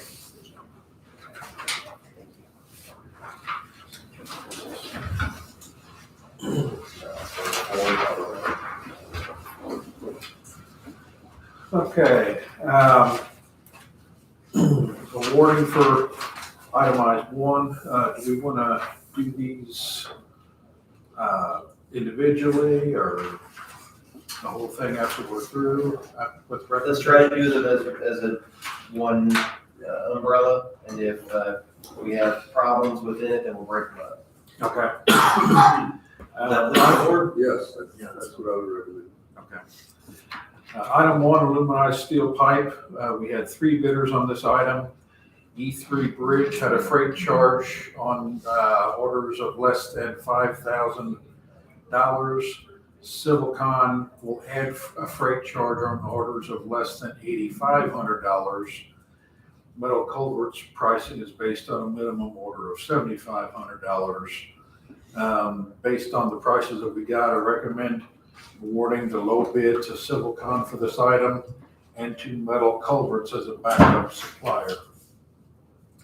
These prices for the 2023 bid showed a 17% decrease over that of last year. So that's What? a 17% decrease. So that's Decrease, what's the decrease? good news there. Yeah. Greg, can you interpret that? Let me, I'll have to Google that one, it's been a while. Yeah, just wait, this changes. Do we do things below the minimum order? Is that an On important? occasion, So what is that? Are they similar prices across the board for the two? For what, if we go under a minimum order, what's that cost? if we order more, it depends on the sizes, you know, the pipe size and everything. I think what they try to do is package a truckload because the freight is what's killing everybody, so. So that's what I mean, is the freight charge for Civilcon more or less than Metal Culverts? Does that matter? Is it enough to swing who we would use? No, most of the times, if we're placing a large order, we'll exceed all of those minimums. I think what this is here is if we're in need of an 18-inch pipe that's 40 foot long, it's gonna cost us more money to have just that one pipe shipped down. So we wanna try to package. Yeah. Got it. Number 2, polyethylene pipe. We had 4 bidders on this item with 3 firm bids. Southern Indiana Supply has a $50 drop charge for orders of under $2,000. Civil Supply has a freight charge on orders under $7,500. E3 Bridge could have freight charges based on the order size, and they didn't really explain what that was. Civilcon pricing may be subject to a price adjustment on July 1st of 2023, therefore it was not a firm bid. I recommend awarding the low bid to Southern Indiana Supply for truckload orders and to Civil Supply and Southern Indiana Supply for less than truckload orders. Item 3, So for that, again, you're saying that Southern Indiana Supply is our primary? Yes. And again, you're basing it on history and low bid? Yeah. Got it. Yeah, and I think if you look on the less than truckload orders, them and Civil Supply were, relatively close. Again, we usually have a backup in case there's a supply shortage. We have to have something really quick, so. Item 3 in geotextile, there were 4 bidders. Recommend awarding the low bid of woven and non-woven fabric to Southern Indiana Supply and to Civil Supply as a backup supplier. These prices were 7%, had a 7% decrease over that of those of last year. The polyethylene pipe, by the way, was 23% less. Item 4, ready-mix concrete. We had 2 bidders on that item. Both IMI and Central Concrete have $20 per load charge fees. IMI has a partial load fee of $100 for orders less than 3 3/4 of a yard. Central Concrete charges $250 for orders of less than 4 yards. Recommend awarding the low bid to IMI and utilizing Central Concrete as a backup supplier based on availability. And the concrete showed an 18% increase over the prices of last year. Number 5, bituminous. And Steve, I'm sorry to interrupt. Are there Are there also terms in here that they can make adjustments up of a certain percent? With any of these, like we do with, some of our, Escalation clauses? yes, These don't, those are firm bids. thank you, I know you have that written here, I'm just glad you're able to. Item 5, obviously this one here also has an escalation clause, but we carried this bid over from 22 into 2023 per the commissioner minutes that we had on October 17th, 2022. This bid shows no change, so it's a carryover from last year's prices. Item 6, hot mix concrete, 2 bidders here. I recommend awarding both bids of J.H. Rudolph and Cave Quarries based on the area of need. These prices show a 14% increase over that of last year. Item 7, cold mix. There are 3 bidders here. I recommend awarding to all of those bids from J.H. Rudolph, Cave Quarries, and Flynn Brothers based on the area of need. These prices went up 25% from those over last year. Item 8, stone from the quarry that we picked up. We obviously had 2 bidders on this item, and I'd recommend awarding bids from both Cave Quarries and Moser Crushed Stone based on the price and the area of need. Pricing here was 12% above that of last year. And the final item So number Steve, 9. I'm gonna interrupt you again. So on this one, for example, stone from Cape Quarries and Moser, you said based on location, right? You're on the north side, you're gonna get it from the Paoli area, and if you get it in Holland, you probably get it somewhere else. If you didn't, if we said will Cave deliver at these prices anywhere in the county? So it's more on us than it is them, because it would be quicker for them to bring multiple loads to a closer location. Even if we, Yeah, and that's what item 9 is. That's when they deliver it to us. oh, so this top one is us picking it up? Okay, I'm Yeah. sorry. If we pick it up ourselves, the price is cheaper. Because we're not paying their fuel and their overhead on the trucks. Thank you for clarifying that. And that's where the location makes a difference on our end, the cost of us picking it up. Yeah, it makes it hard, it makes it impossible if we're hauling stone down to Holland to run all the way to Paoli, when we could do it much cheaper to go to Temple to get it. So that's kind of what we do that. Yeah, you're not getting ahead by driving an extra 20 miles. And then last item number 9, stone that's delivered by the vendors or that's stockpiled. 2 bidders here. I recommend awarding the bids from Cave Quarries and Moser Crushed Stone based on price and the area of need there. And that showed a 20% increase above those of last year. That's pretty much all I had on the awarding. Waiting for your recommendation.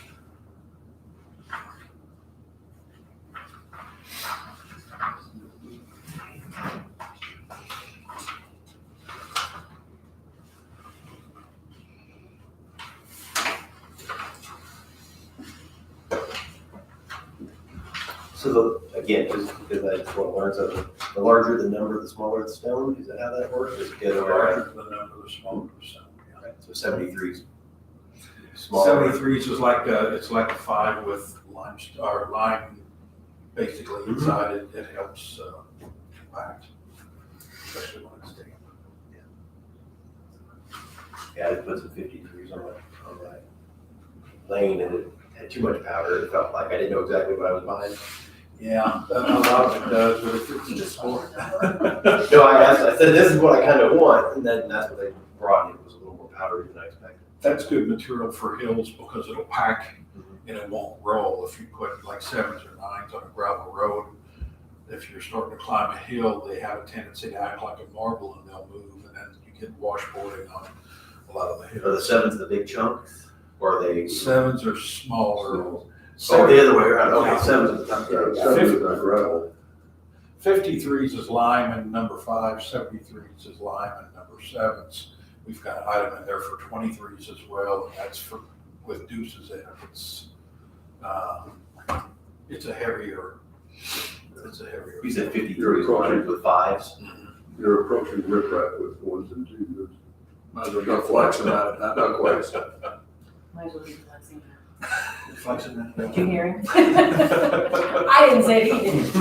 That's the flexi, but we're gonna start paving our roads with that stuff. Big stuff, that's what you lay down, like if you're. When we're ripping, yeah, or when we're ripping our roads for the chip seals, we'll put deuces down first. And then we'll cover with 53s until we're about ready to chip and seal. Then we'll put 73s on and do a finish grade. And then we'll chip seal. The prices that I got here this morning, those would be, let's see.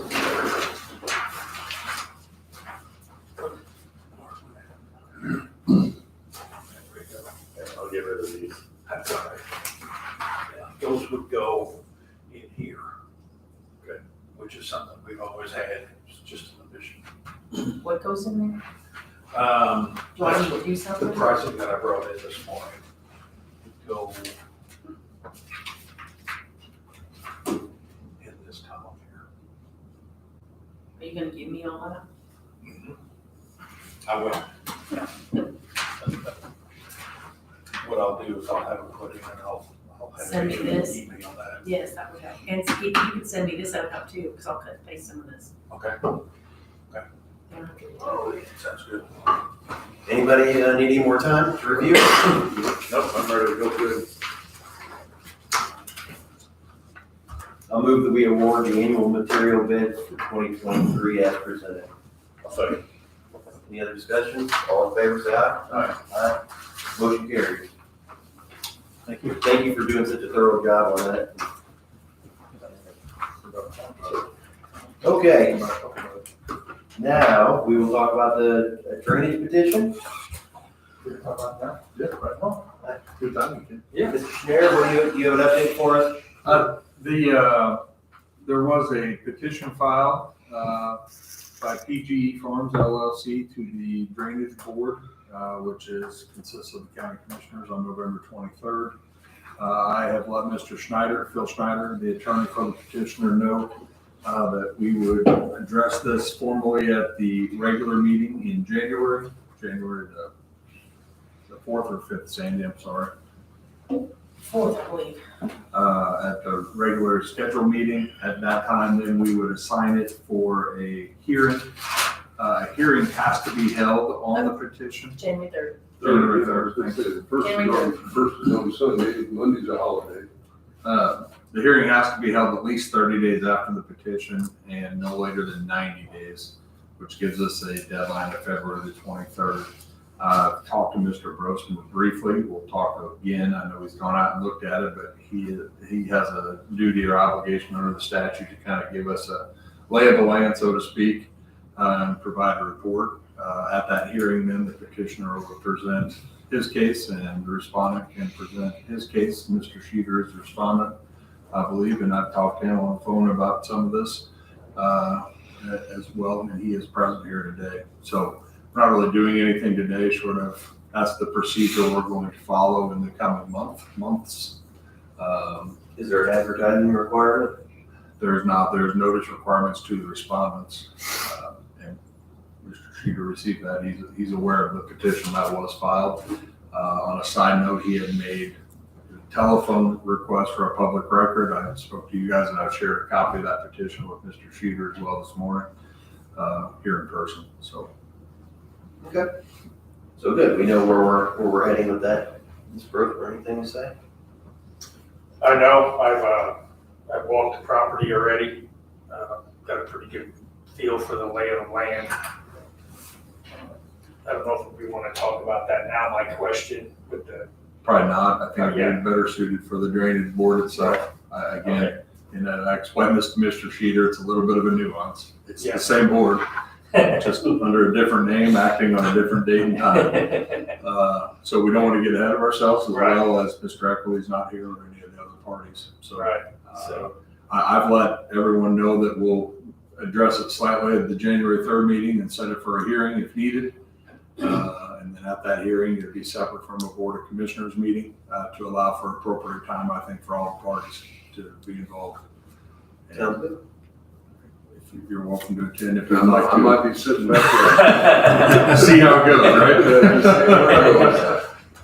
This is generally the time of part of the meeting where we ask for public comments, and Mr. Sheeter, you look like you're the only person here from the public. Would you have any comments you'd like to make? Come out there. Wherever you feel comfortable.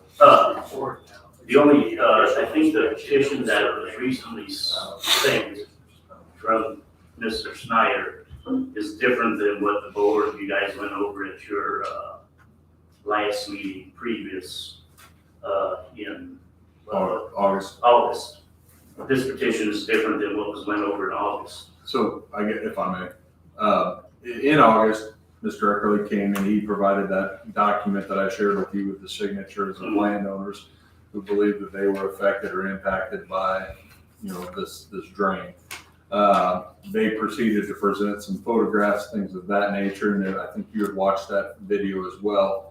But at the conclusion of that presentation, because this Board of Commissioners was not hearing anything on it at that point, nor were you here to present anything, all that information was returned back.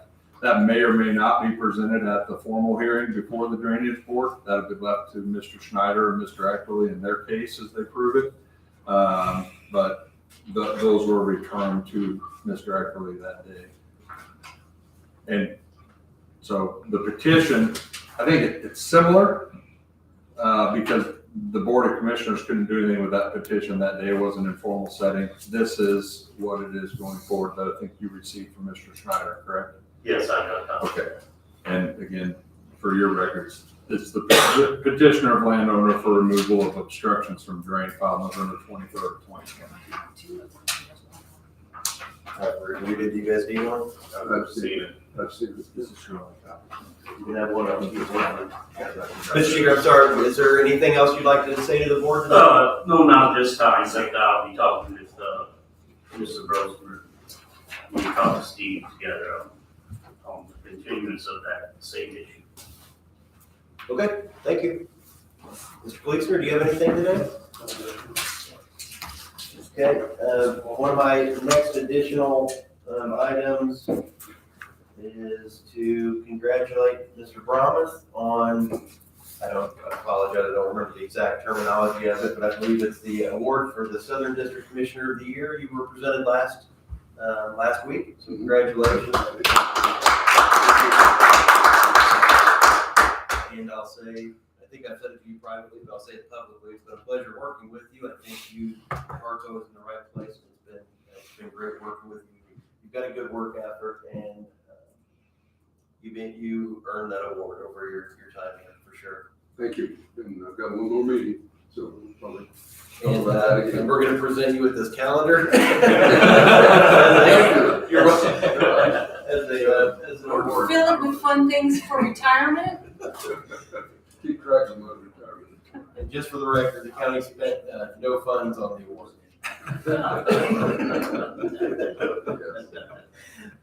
No, but well deserved, and it's good for you to be recognized for your work.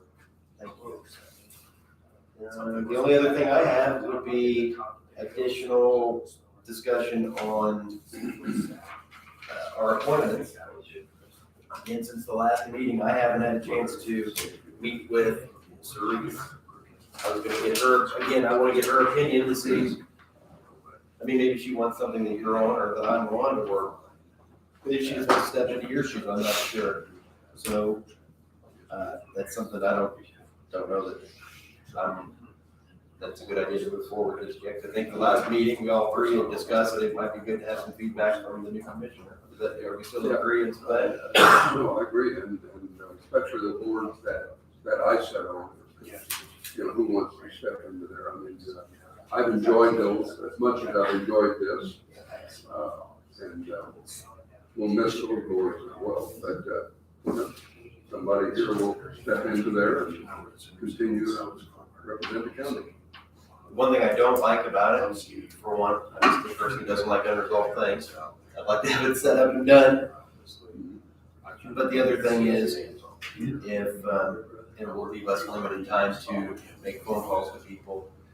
For example, if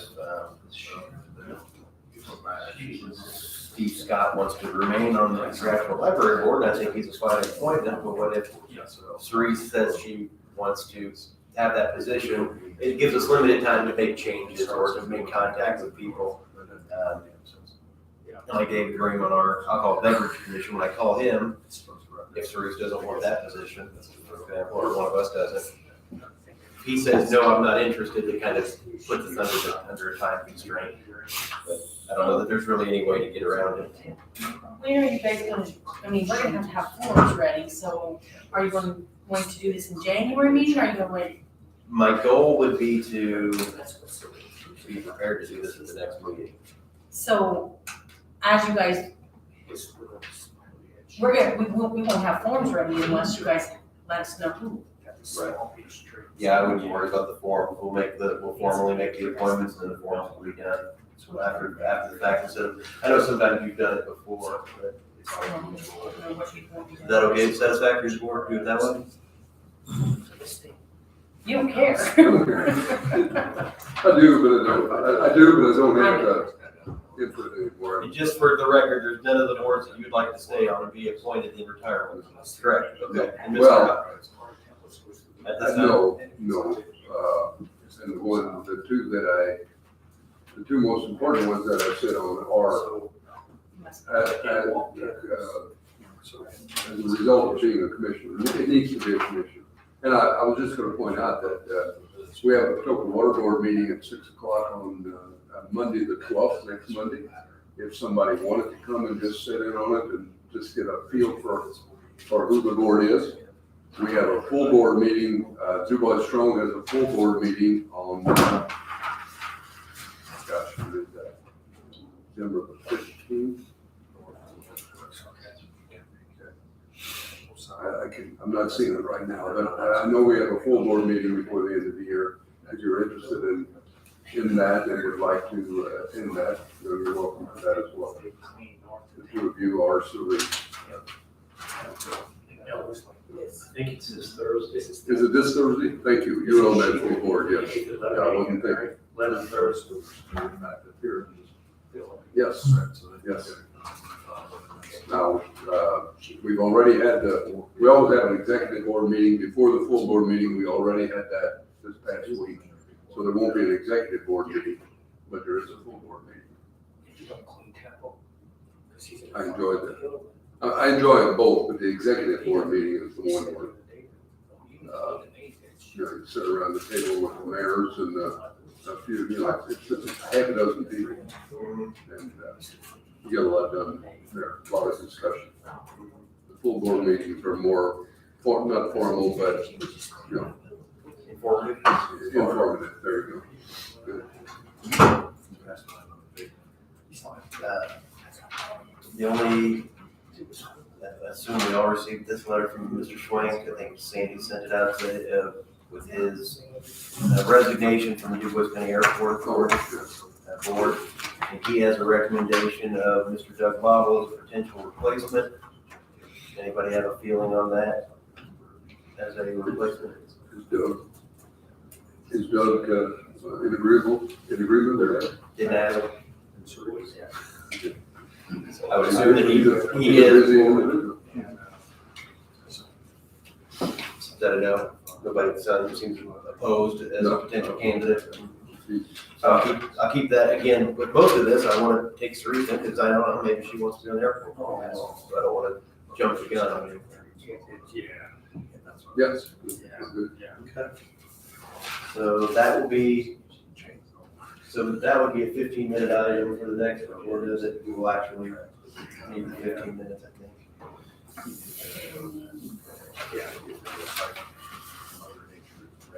Any business from the auditor? I think tomorrow they're gonna start on the renovations, on the treasurer and the auditor's windows. They might even be there a little today, I'm not sure, I think tomorrow's their go-to day. Yeah. So we're gonna start tarping up so that when they tear down, it won't have as much dust and noise and whatever else. Bring your earplugs so you don't, I told turn it down. We'll work with whatever they have because we know it's a short term to get it done. So we can move things around in the offices and I think they're gonna start taking maybe the doorways and the baseboards and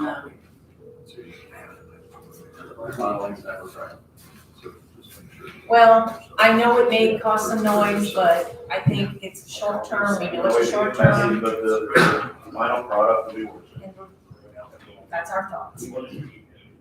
Anything else? Good, thank you. Got a little. Get something else? Just, An invitation? A little bit. Thank you. all right. You wanna? Thank you. Yeah, that's the question I asked earlier. I'll also ask. You're so used to calling once a week. Well, I want a copy of this. If you give it I can ask them. Commissioner Ramos? Attended the conference, the state conference last week was very, very good, well attended, and always learn a lot. Sitting there thinking, yeah, that's a good idea. Wait a minute. Unfinished.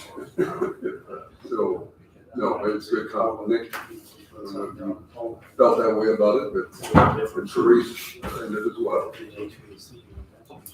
Anything in particular we need to know going forward? One thing that's standing out? I would like to make a comment on the meetings as well. Heard some interesting news and obviously good news, where the auditors of the state were interested in sitting down with highway departments, so there could be a common, basically communication on how the audit process is done. I think they were talking about State Board of Accounts being there as well. And if this does happen to where we can get together during our summer conference, I'd like to invite you to go as well. Oh, I would absolutely go. Yeah, I think this is really good because there's a lot of counties don't have the We could go show them how to do it. right. I think we've got a really good I know that when I talk to auditors around, they always question, how do you do the 50/50? How do you do this? How do you do that? Mhm. And ours seems to work, yes, so. in cooperation and with Our whole county. Well, I mean, I go to these state meetings and I hear about all of the battles between commissioners and council, for example, or between health departments or you name it. And they always seem to be fighting each other. And I say, I don't see that in Du Bois County. no, we're all on the same team. Yeah. That's what it's all about. You gotta get the jobs done, and do it right. Yeah, that's always a nice feeling. Mr. Alcantara? I don't have anything additional. We will close the meeting.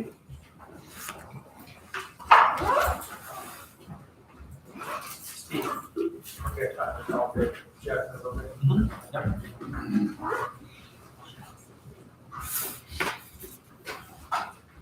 don't know if I mentioned this, so you don't have anything going. The, did I actually know that?